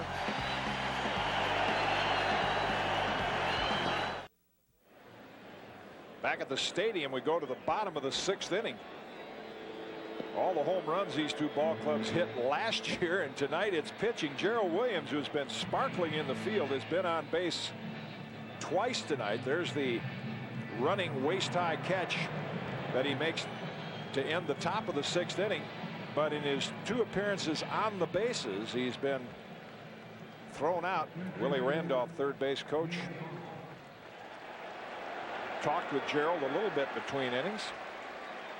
There's Mariano Duncan next to him now. By the way, Mariano could come back to action as early as next Tuesday, and he might be sent out on a rehab assignment later this week.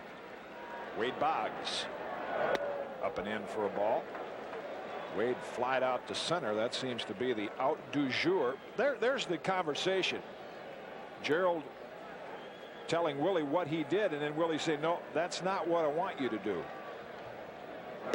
In for a strike. Boy, Hitchcock has a good live fastball. Well, Willie might be telling him, you broke too soon on the hit and run, or maybe it was a miss sign, but Willie's doing the talking, Gerald's doing the listening. Good breaking ball. 1-2. After all the runs in Chicago, the top two pitching staffs in the American League from an earned run average standpoint, the Yankees and the White Sox, and 36 runs were scored in 3 games.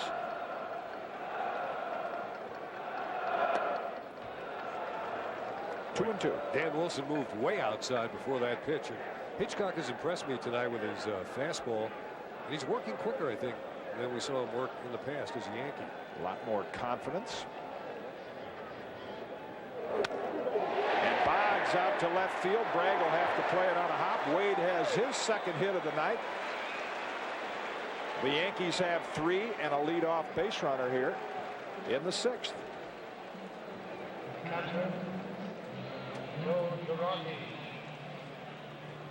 Well, the Mariners got Darren Bragg to second base with nobody out in the top of this inning, and combination of Gooden's pitching and Gerald Williams' leather. Mariners didn't score. Here's Joe Girardi, and he can bunt. He can hit the ball the other way. Joe Torre can pick a couple of options.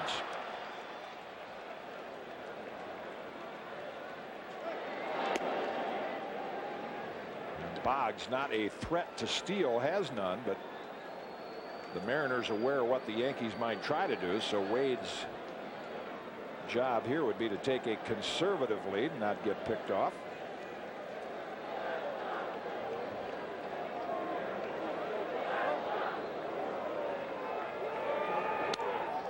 And Girardi takes a shot to right, fouls it straight back.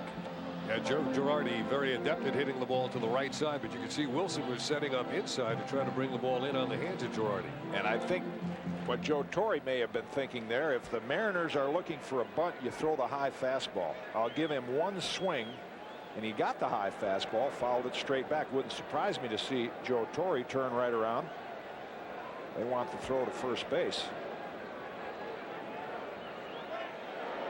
They want to, even though they know Boggs will not steal, they want to check and see if Girardi gives any indication that he might bunt. And I wouldn't be surprised if he would bunt right here after swinging at the first pitch.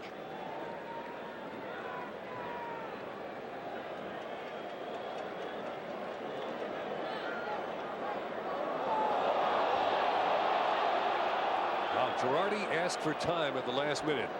You can see how anxious he's working. Yeah, you get into that little waggle as a hitter, and you're trying to time the pitcher's motion, and then when the pitcher takes too much time, you just say, I want time out, and the home plate umpire's job is to protect the hitter, and he did. And he does bunt, and he fouls it straight back, 0-2. Tough pitch to bunt. A fastball up and in on Joe Girardi, who's a very good bunter, but Hitchcock did his job, perhaps sensing that that would be the Yankee strategy. Here it is.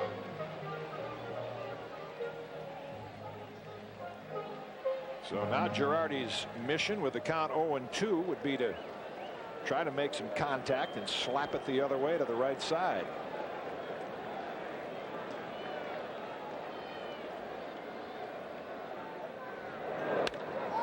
Hit well center field. Griffey on the run. Will have to play it on a hop, and Boggs with a good piece of base running.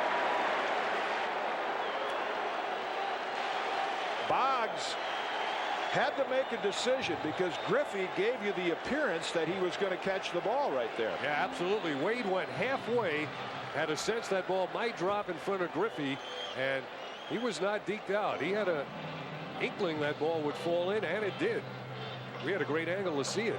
That ball hung right over the right center field area, right over Boggs' head. As a base runner, you make up your mind one way or the other. If you think he's going to catch it, you just hang back and you're an out at second base, but don't get caught in between. And Boggs made the aggressive decision. He got very close to second base, and after it fell in, got there easily. So first and second, nobody out,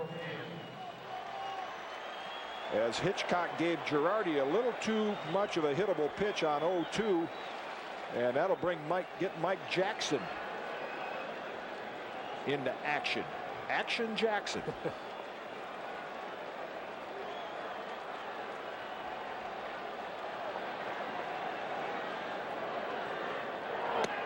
They have consistently tried to run that fastball in on O'Neill's hands, and he caught up with one the last time. Paul's average with men in scoring position not up to his season average, and Louis Piniella sees something he wants to talk to Hitchcock about. Well, oftentimes the first trip to the mound will be the pitching coach. Lou Piniella is out there, not Bobby Cuellar. He's talking mostly with his catcher. Well, just in case, I don't know if the Mariners threw that pitch up and in thinking that O'Neill might be bunting, but of course Lou knows Paul O'Neill pretty well from his Cincinnati days also, where he managed him. So now talking with shortstop Alex Rodriguez. Might be saying, look, we've been coming inside there, inside in Yankee Stadium. if you don't make a perfect pitch, you're rubbing up a new one oftentimes. And they might say, look, let's go back away from him, make him hit it the other way.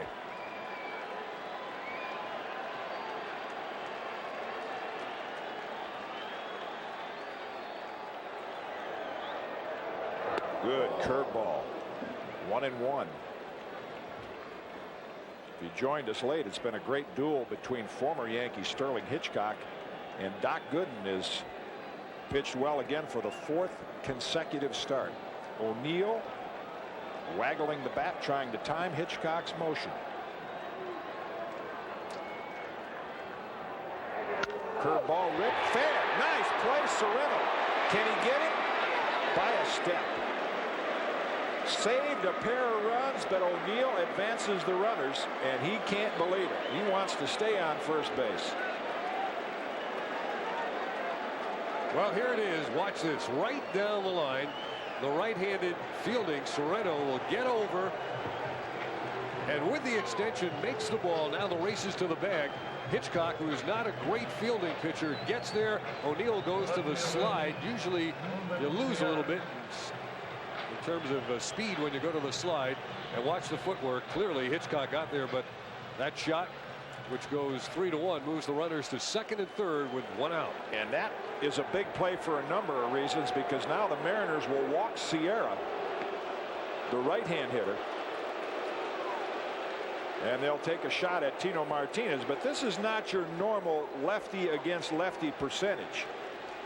Lou Pinella's setting up a play at every base, but Tino, during his Mariner days when Hitchcock was a Yankee, was 4 for 6, and he's hit the ball sharply at second baseman Joey Cora tonight. So we have, Dave, in this first meeting of the two teams, an early battle of the trade in a pressure situation here. So Ruben gets the intentional walk. That's about the 6th one this year already for Ruben Sierra.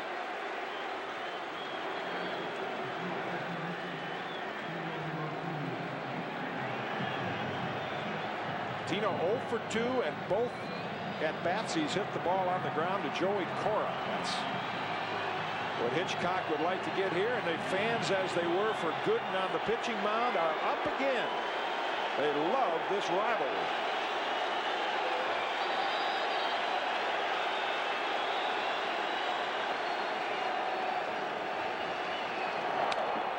In the air to center, and it's deep enough to get the run home. Girardi advancing to third. He'll make it. Boggs scores, and the Yankees take a 1-0 lead. 26th RBI for Martinez.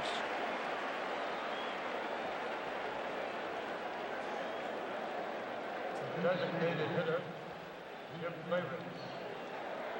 Well, Tino needed just one pitch to take care of business and get the first run of this game home with the fly ball to fairly deep center field. And the former Seattle Mariner breaks this scoreless game, breaks the ice in this game with a run number 1 on the sacrifice fly. Griffey's throw now to third base as Boggs tags, makes sure the catch is made before he comes home. Griffey made a throw to third, but still moving over to third on the play. So the lefties have done the damage tonight against left-hander Sterling Hitchcock. Boggs has a pair of hits and has scored the only run, and Tino Martinez has driven it in. Here's Leyritz. He's got a single, and there's runners at the corners. Low for a ball. The Yankees have good speed, at least at third base, with Joe Girardi there.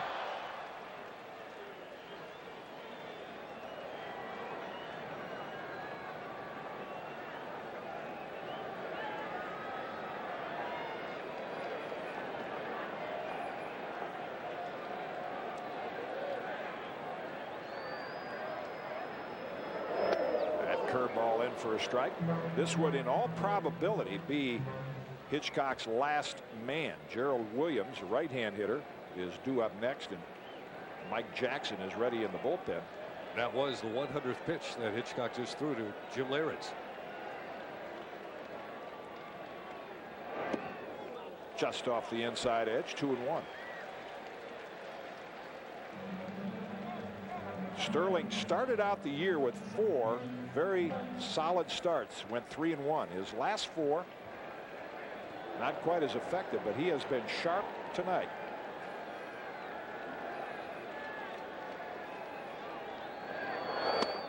High for a ball, 3-1, and that is what we saw a lot from Hitchcock last year. Is with men on base, he tends to pay a lot of attention to base runners, not pick up the target quickly enough, and as he's done here to Leyritz, fall behind on the count, 3-1. Off-speed pitch, and the count is full.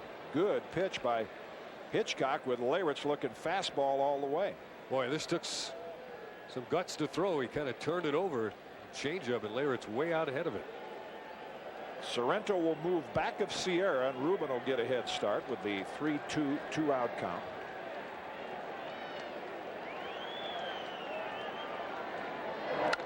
Ripped. Base hit left field. Girardi scores. Yankees lead it 2-0. 15th RBI for Leyritz. And Pinella's going to the mound. Yeah, batter too late. As Leyritz gets the back rub from Jose Cardinal. Jim Leyritz 1 for 17 coming in. He picked up a single earlier in this game, and here he is now with an even bigger hit. Clean shot through the hole between short and third base. Got the fastball right out over the middle of the plate. Single to left, run batted in, and Sterling Hitchcock now will depart. The former Yankee leaving on the short end of this 2-0 score, responsible for the other 2 runners on base. 5 2/3 pitching by Sterling Hitchcock, just allowing 2 runs so far. Back after these messages.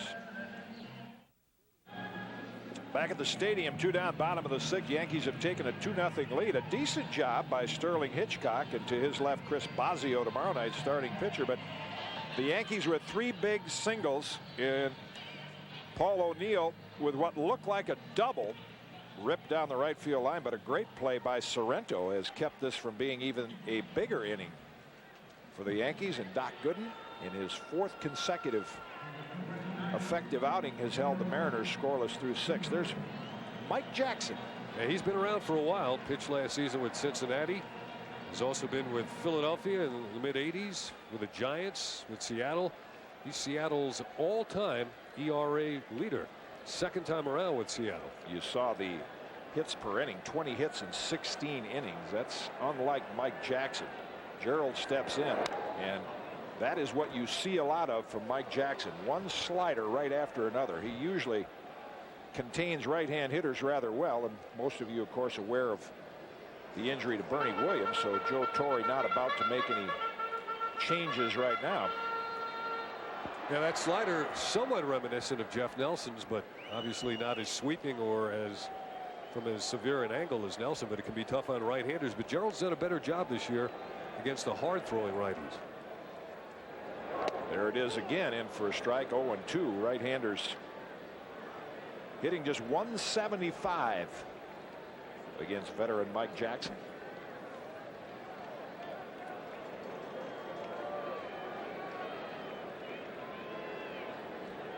Quiet bat.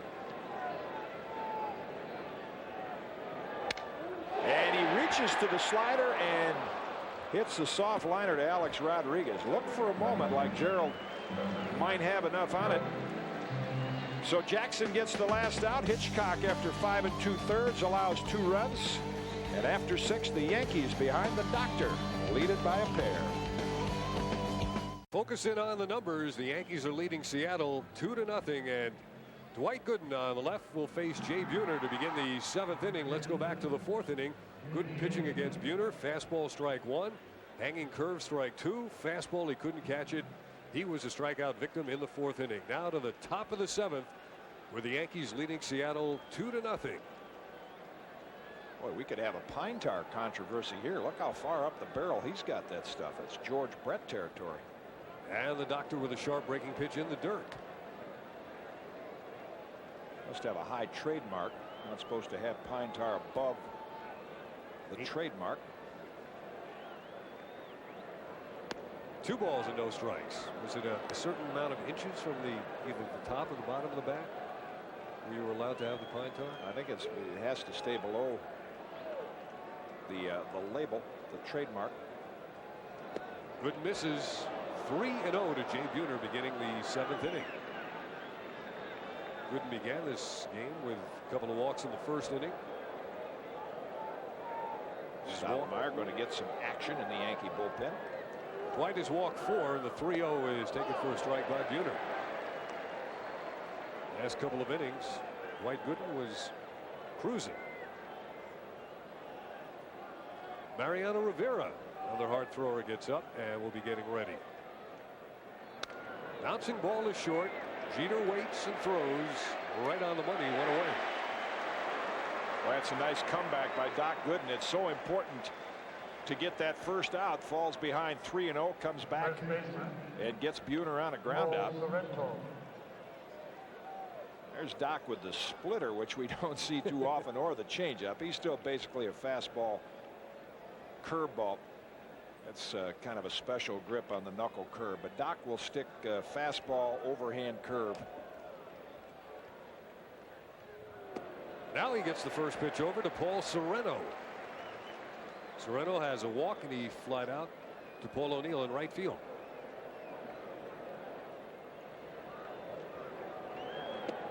Same pitch, same location, same result. Gooden has had excellent command of his fastball. Right on target to Joe Girardi. Now the 10th man comes into play again. The crowd behind Doc Gooden. Sereno wasn't biting of that one. Ball and 2 strikes. Sereno stepping out of the box. Gooden's ready to pitch already. He got the ball standing right on the rubber, was set to go, and they want to hang up that K.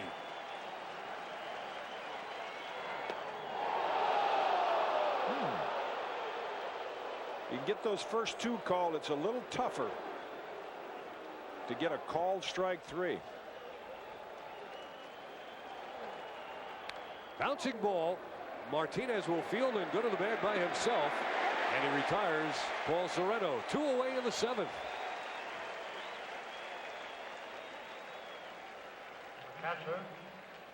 A very efficient Dwight Gooden. Yeah, he continues to get the hand out of the glove quicker. And you really can't tell from Doc's motion whether it's the first inning or the 7th. He is pretty consistent with that good hip turn.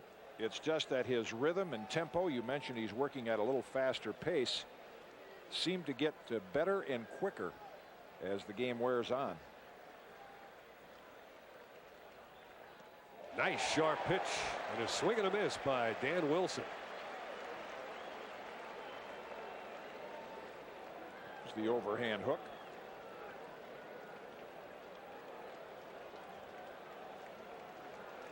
Wilson, the Seattle catcher, gets the same pitch, and Gooden gets strike 2.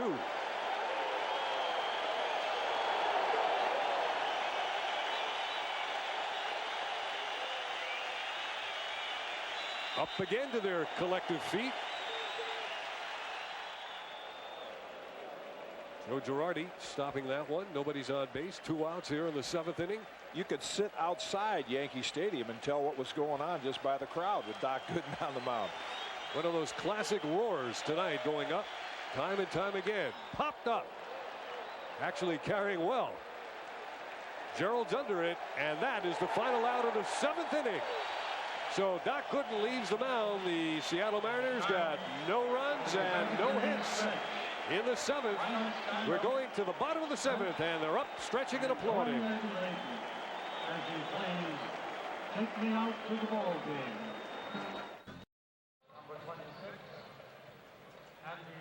Andy Fox, you see there in your picture, getting the call. And well, as you might expect if you followed what's going on in tonight's game, nobody is going to say a whole lot to Doc Gooden. He's doing quite well by himself. Thank you. Andy Fox will pinch hit here in the bottom of the 7th inning. The left-handed batter facing the right-handed pitcher will be batting for Robert Ainhorn. Mike Jackson pitching from the stretch at all times, and he delivers the fastball for strike 1. So Andy Fox will go into the game and play second base, replacing Robert Ainhorn.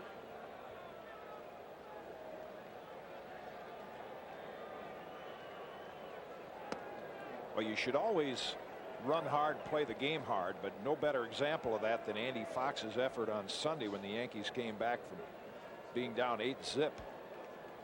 And like Joe Torre said, when you're not hitting well, you better run extra hard. And Andy, who has had his average under 200, hit a routine ground ball to Frank Thomas and ran so hard that when Thomas got over to the bag, he checked the runner at third and reached for the bag, missed it with his foot. That was a big play in that game. Slowly fielded by Jackson. His throw is right on the money to Paul Sorrento. Andy Fox has been doing a lot of that, getting the ball just to kind of dribble off his bat to the left side. Jackson off the mound quickly to make the routine play, but again you see Andy Fox running hard all the way, even on that little dribbler, only out by a stride. Andy from Northern California, and here's Derek Jeter without a hit in this game.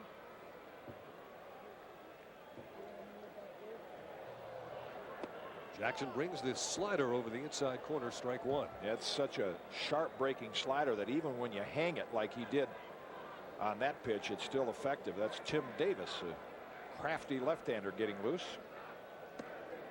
Jeter hung in, nearly got hit. Ball and a strike. I would imagine it's tough to pick up the ball coming out of Jackson's hand on some of his deliveries. Looks like he varied it a little bit that time. Didn't have quite the leg kick. 2-1.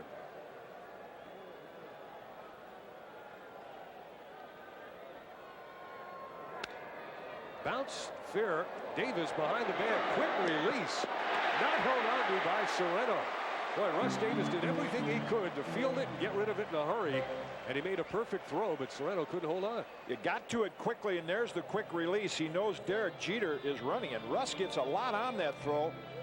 And Sorrento, actually, if Paul has enough time to shift his feet, he could have gotten an out on that ball. The first baseman runs over and gets to the bag and tries to find this part of the bag right over here. You see Sorrento's foot is back there. As a result, can't quite stretch quite as far and hang on to the ball. Well, they score that, a base hit for Derek Jeter, and now Wade Boggs bats. Yankees 2 and the Mariners nothing. We're in the bottom of the 7th inning.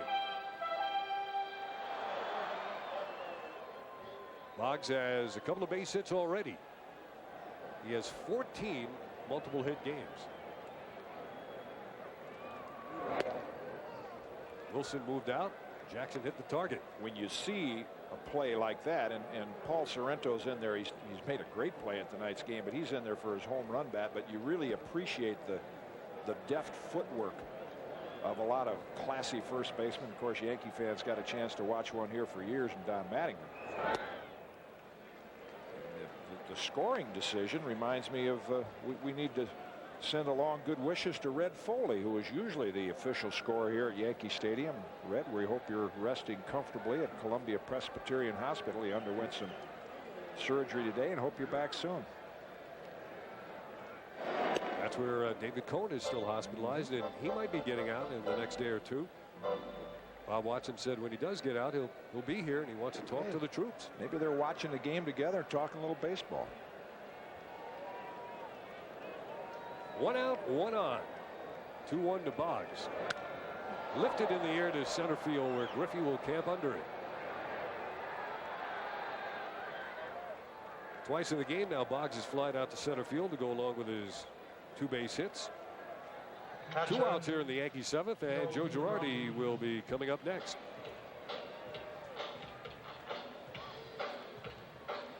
Looking at Willie Randolph, wants to see once if the steal sign is on. If it is, Joe will take a pitch or two. And I would think it would be. Maybe not on the first pitch, but at some point during this sequence of pitches. It's been an adventurous night for the Yankees on the base paths, particularly Gerald Williams.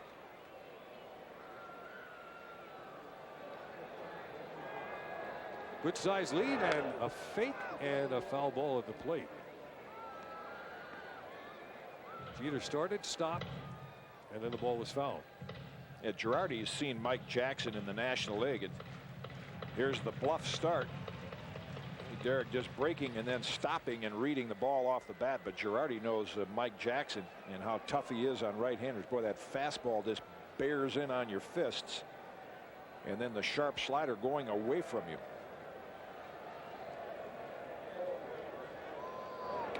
Jackson is 31, but he's a veteran of 10 major league seasons. Well traveled, and Derek Jeter just 21. Jeter stolen 3, been caught twice. He bluffs again. And the pitch is low. 1 ball, 1 strike. Bottom of the 7th with 2 outs and the Yankee runner at first. 2-0 Yankees.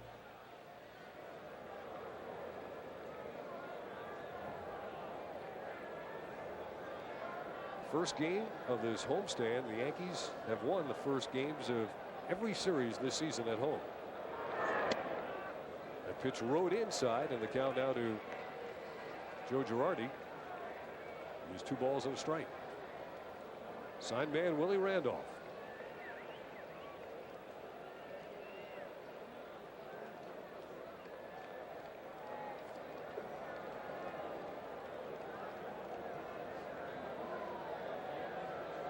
Long wait for Girardi at the plate as Jackson looks in and Jeter leads off.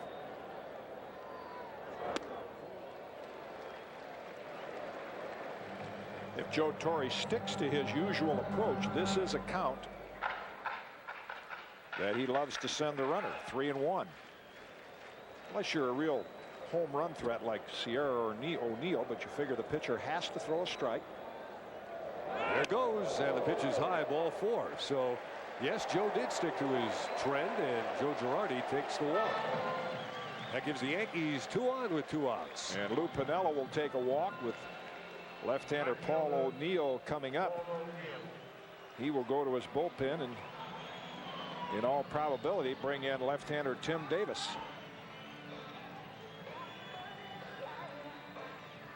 Mariners gave up a lot of their bullpen from last year's team.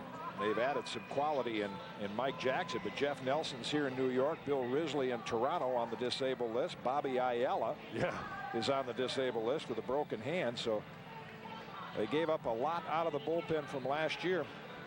And Bobby Ayala's injury apparently self-inflicted in a fit of rage or something. Ladies and gentlemen, Reportedly punched a window, cut his hand up. So he's unavailable, and Tim Davis is coming in. And we'll be coming back to Yankee Stadium on MSG right after this. Tim Davis is the new Seattle pitcher, the slim left-hander from Florida. 5'11", 165 pounds. Last season appeared in only 7 games, then was done for the year after surgery in July.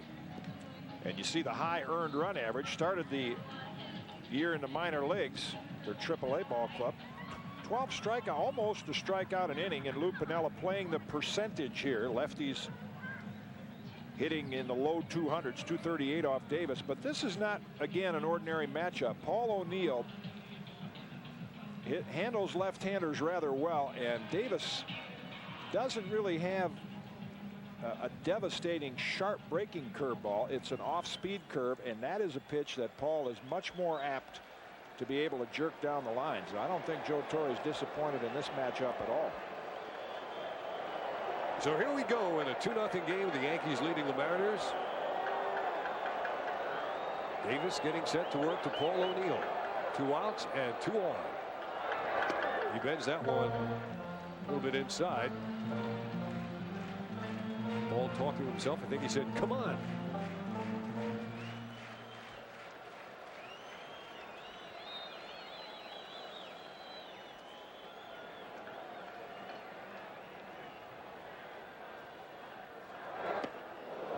There it was. Sharp breaker on the outside part of the plate.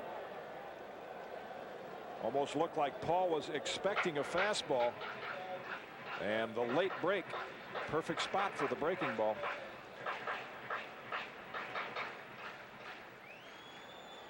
A ball and a strike. You see how Seattle plays against O'Neill, deep and fairly straight away.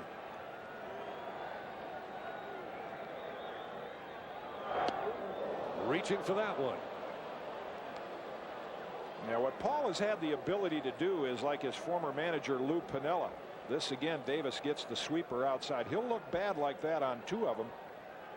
And they go back there the 3rd time, and we've seen him reach out and cover the plate and take that ball the other way.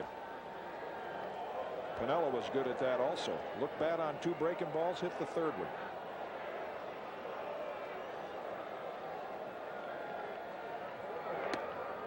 That one brought in a little closer to the hitting zone of O'Neill. 2 balls, 2 strikes, 2 out, 2 on, 2-0. O'Neill tonight with a single and 3 at-bats. His league leading average has dropped 1 point, 376.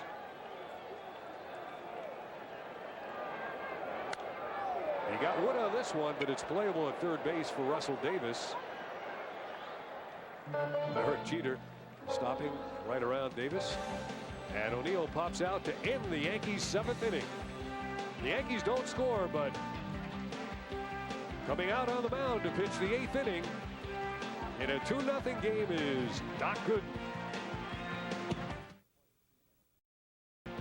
Dwight Gooden on the mound. Inning number 8. And the leadoff man is Joey Cora. Curveball taken for a strike.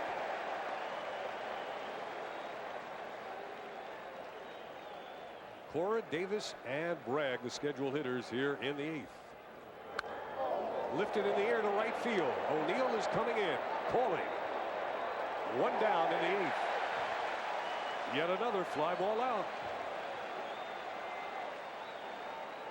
Special night in the Bronx for Doc Gooden. 4th game in a row. He just continues to get better. Mel Stottlemyre probably checking the pitch count, but you know what? At this time, they don't care what that pitch count is. Doc Gooden's not coming out of this game right now. Well, Gooden now will have to face a new batter as the Mariners send up a pinch hitter. Torrey making the notation on his lineup card. Doug Strange, as a Gooden with a false start there, will throw the rubber again. Strange is batting for Russell Davis. And he takes a curveball for strike 1.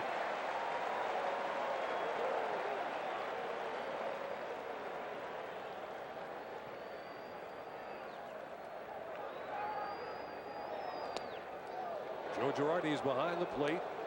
Gooden has had excellent command of his fastball all night. The curveball has gotten better as the game has progressed. There again is that you just can't get a called strike on that pitch. See, it's belt high. Maybe the camera angle's wrong, but it sure looked like it had part of the corner. Here's a bouncing ball gloved by Gooden. He'll throw to first for the easy out. 2 away in the 8th.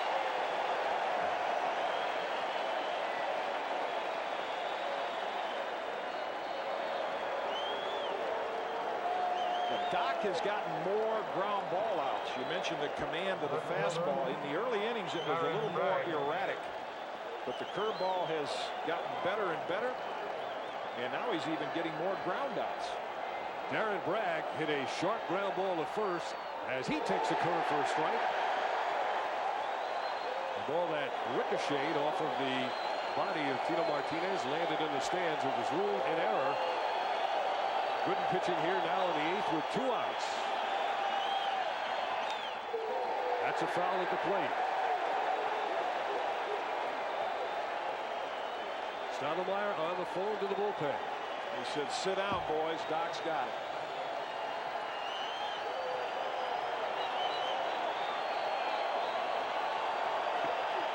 No balls and 2 strikes.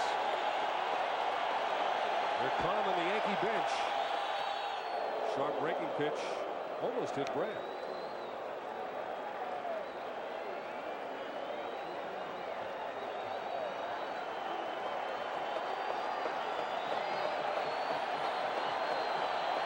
He fine-tuned him a couple of games ago, and he's been terrific since.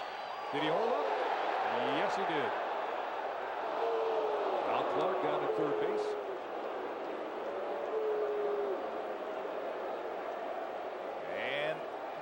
He did hold up in time.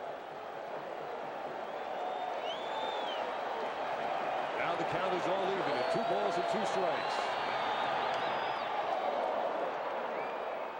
We'll do it again. We've talked about the sometimes disappointing crowds here at the stadium, the way the Yankees are playing, but tonight one of the better crowds, and they have sensed what's going on the field from about the 3rd inning on, and they've been into it. The paid crowd, 20,786, but there's many more in the park. There are many more, and that pitch is low, and the count goes full. 3-2 here in the bottom of the 8th inning, top of the 8th inning with 2 outs, nobody on base.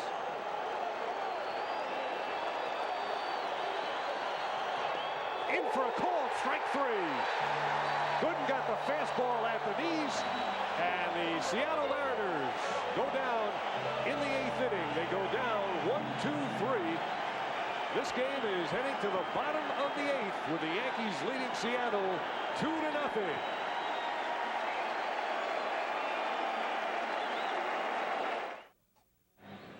Bottom of the 8th inning about to unfold at Yankee Stadium. The Yankees 2, the Mariners nothing.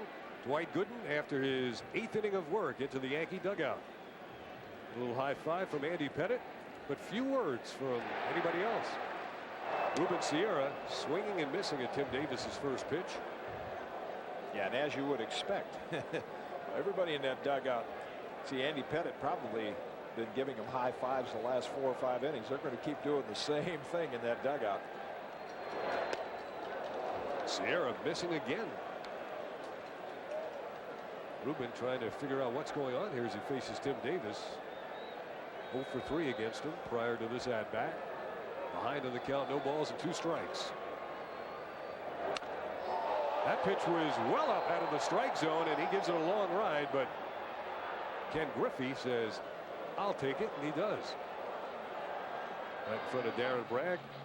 1 away in the bottom of the 8th inning. First baseman, Tino Martinez. Tino Martinez had a sacrifice fly last time up. It drove in the first run of the game. Here is Edwin Hurtado warming up in the Seattle bullpen. A little bit low from Tim Davis. And not just because of what we've seen from Doc Gooden tonight, the special performance, but what would be a big win and an unusual win for the Yankees.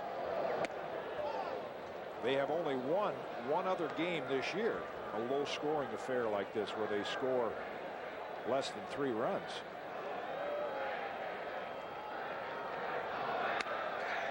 That's a fair ball. And Serrano does it by himself to retire Tino Martinez and return the favor. A couple innings ago, Martinez fielded a ground ball and tagged the base to put away Serrano. So 2 outs in the bottom of the 8th. And Lou Piniella playing every percentage he can. He is going to go righty to righty, and as is the case, Dave, when you see something unusual, doesn't happen very often, unfolding in baseball, Doc Gooden is going to have to face the heart of the Mariner lineup in the top of the 9th inning. Alex Rodriguez, Ken Griffey Jr., and Edgar Martinez are the 3 hitters due up. You mentioned that low scoring game. That was the game the Yankees beat the White Sox 2-0. Gooden pitched in that game. Then it was Rivera and Wetland to finish it up. Yankees leading Seattle 2-0. Don't you dare leave us. Back with you at Yankee Stadium for the bottom of the 8th inning. 2 men away, and the Seattle Mariners have made a pitching change, bringing on the Venezuelan Edwin Hurtado, 6'3", 215 pounds. And that may be an understatement. Well, they picked him up from the Blue Jays for hard-throwing right-hander Bill Risley.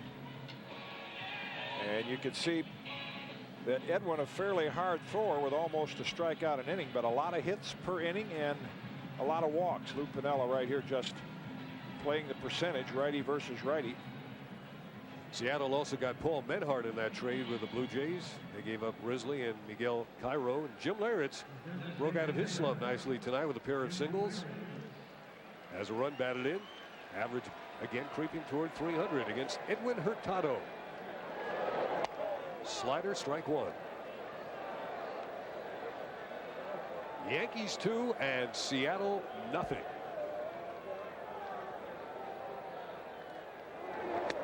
Swung through it, 0-2. All the focus on Doc Gooden's pitching without that spectacular catch by Gerald Williams in the first inning. This could be quite a different ball game. Drops down sidearm, and that pitch is a little bit low. Leyritz, the Yankee DH tonight. Ruben Sierra in left field.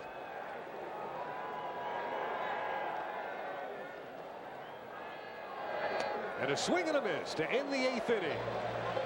And now the Yankees and the Mariners have played 8 innings. The Yankees lead it 2-0, and Dwight Gooden is heading out for the 9th inning. You might want to call some of your friends and let them know what's going on here at Yankee Stadium on MSG.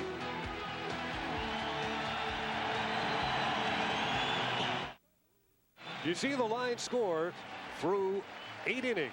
Dwight Gooden in search of his 2nd Yankee win, and he wants a new baseball to begin the 9th. Just 109 pitches through the first 8 innings. Yeah, and those 4 walks were in the first 3 innings when Doc still was searching for command of his fastball. Alex Rodriguez, the 20-year-old shortstop. Gooden started out each hitter last inning with a cold strike and a curveball for strike 1. Rodriguez has reached once on a walk back in the 3rd. Taken for a strike.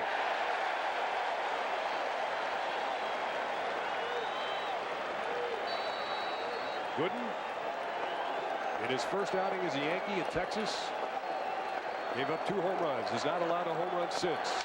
This ball is fouled out of play. Leadoff man in the 9th inning with a 1-ball, 2-strike count. I told you the crowd seemed much larger than it was initially announced. 31,000 actually in the ballpark. And boy, are they being treated to a spectacle tonight.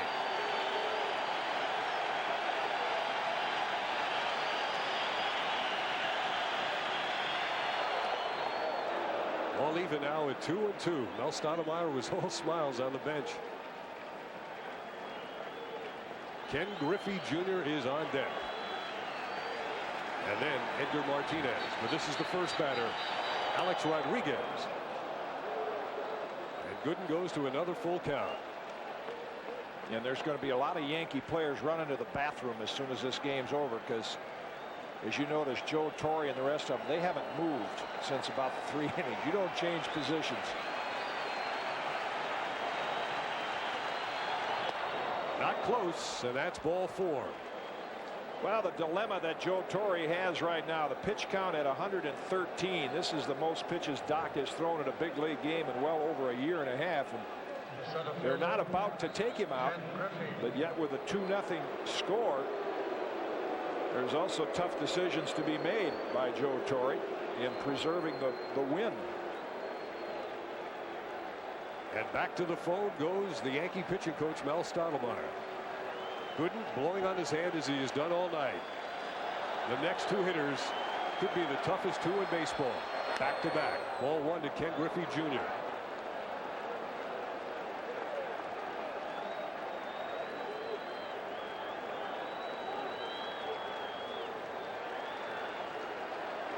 Nobody is seated in this ballpark.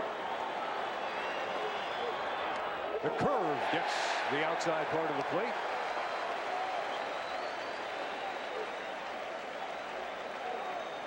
Breaking late and over the outside corner.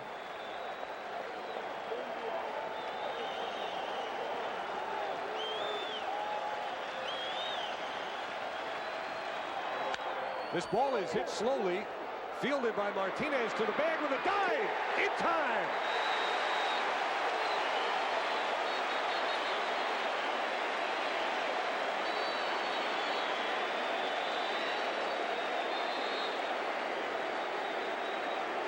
Quick decision by Tino Martinez. Doc was not going to be there in time for him to make the toss. So he makes the headlong dive and just gets to first base ahead of his former teammate.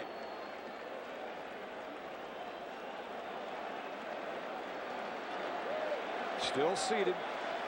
One out now in the ninth. A runner at second base. And Edgar Martinez, the American League batting champ, at the plate. Girardi blocks it. Rodriguez walked and went to second on that ground out. A lot of times in games like this, you have the luxury of a big lead and being able to work differently. Doc Gooden, top concern is winning this game.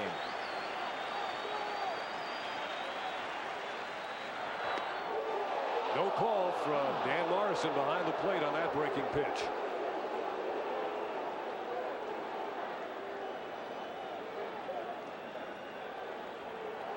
Nobody has moved. Dwight Gooden on the mound with a 2-ball, no strike count to Edgar Martinez.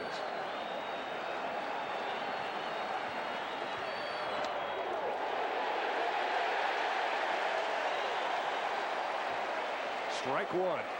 Pretty good. Think so. Pretty good testament to Doc Gooden's fastball in the ninth inning to get Edgar Martinez to start to chase it. Couldn't hold up. That had some late life on it.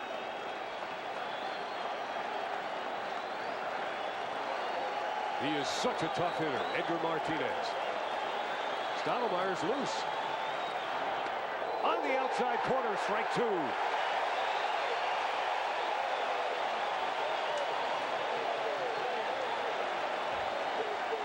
Right on target.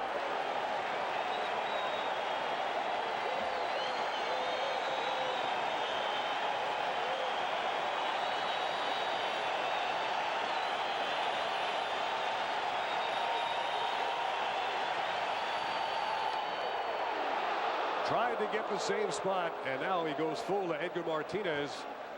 First base is open. Well, you can't tell the difference when these two teams meet, whether it's October or May. They can't play a dull game.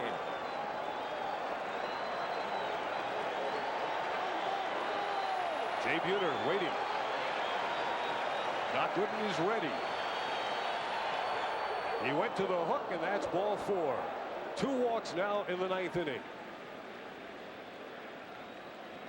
Gooden just threw his 125th pitch of the game. No trips to the mound.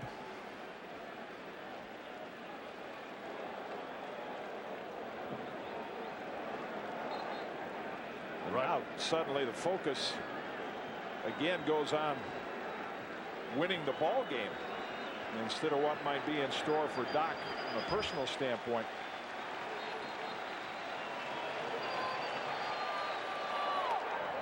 And gets away from Girardi, and 2 runners now will move up.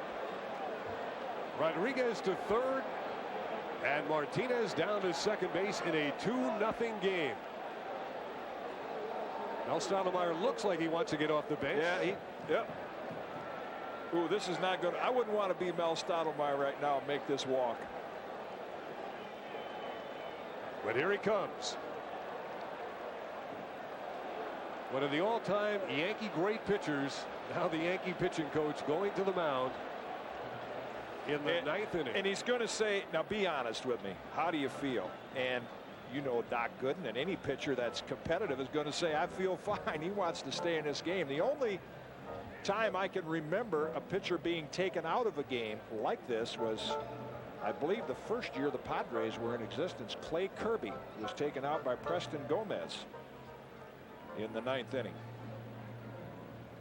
because of a low-scoring game and a few walks. Preston had to make a move to try to win the ball game.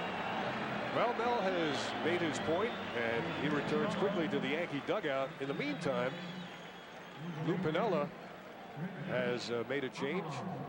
He sent Rich Amaral out to run at second base for Edgar Martinez. Checking the hitters. Sorrento, the lefty, is due up next. There's Amaral off a second. The pitch to Buhner on the inside corner. 1 ball, 1 strike. Fastballs at this point are part arm strength and part adrenaline. Yankees 2 and the Mariners nothing.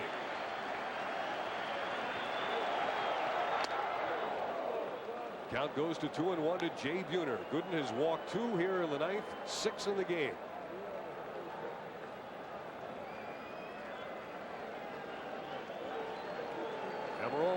Good size lead off second.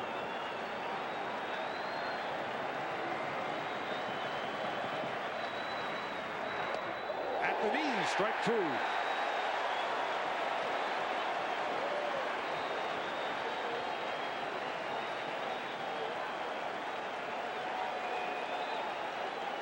Gooden struck him out back in the 4th inning.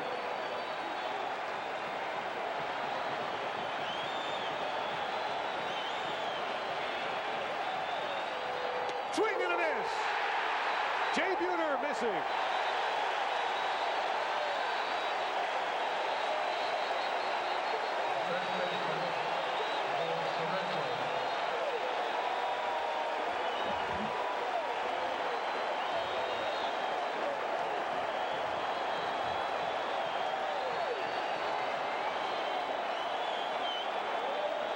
Dwight Gooden has struck out 5, and we're down to the final out. He will pitch from the windup to Paul Sorrento. That's a curveball, strike 1.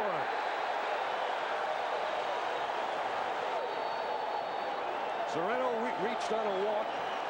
He is flied out and grounded out 6.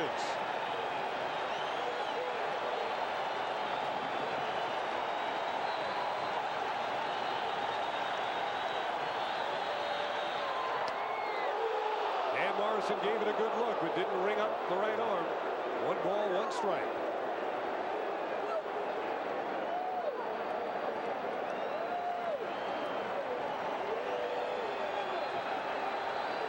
Two outs in the 9th. Runners at 2nd and 3rd. 2-1 the count now to Paul Sorrento. Crowd will be as worn out as they were after last year's division series games. And the bullpen, they're not watching on TV, they're eyeballing it from a long ways away. Lifted in the air, in the infield. Derek Jeter waiting, makes the catch. A no-hitter for Dwight Gooden.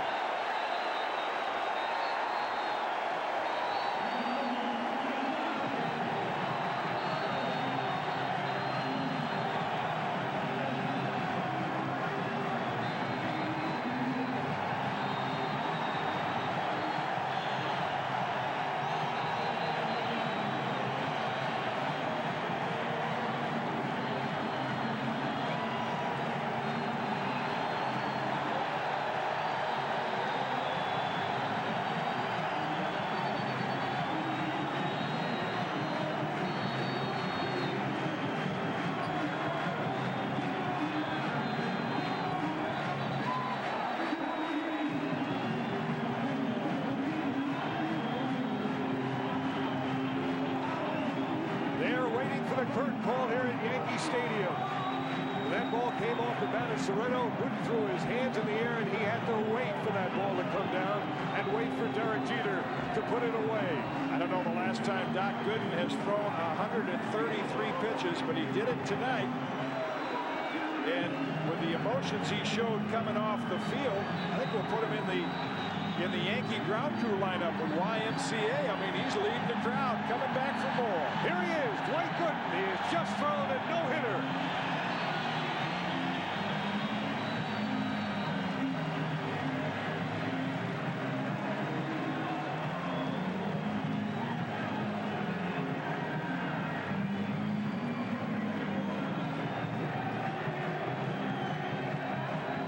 Luis Sojo on the bench in Seattle.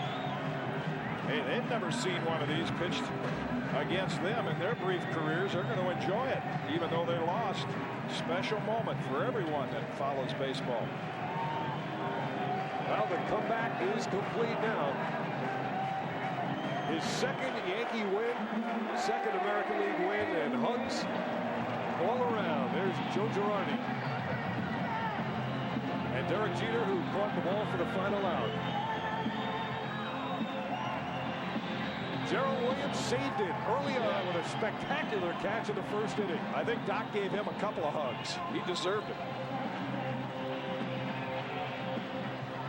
And what a treat for this crowd here at Yankee Stadium. They turned out on a cool but beautiful night for baseball, and they were rewarded with a Dwight Gooden no-hitter. Here it is, the final out of the game. Paul Sorrento lifts the curveball, and Gooden knew it. Then he had to wait for Jeter to finally put it away. Ruben Sierra coming in from left field, never had a chance in this game.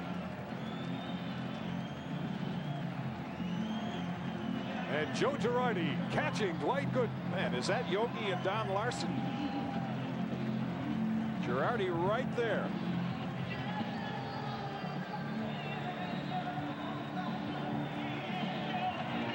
And the heroes ride.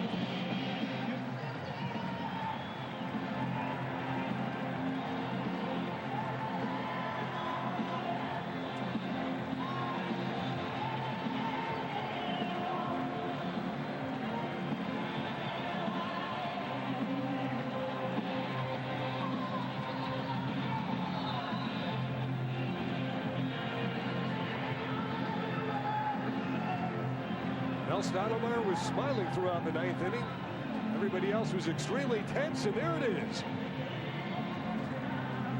Even the trainers came out on the field for this post-game celebration. That's as emotional as we've ever seen Doc Gooden in a baseball uniform. Mike, you remember all the years when his picture was painted on the side of a big office building? Not too far from Madison Square Garden. They eventually took it down, but now Dwight is riding high again.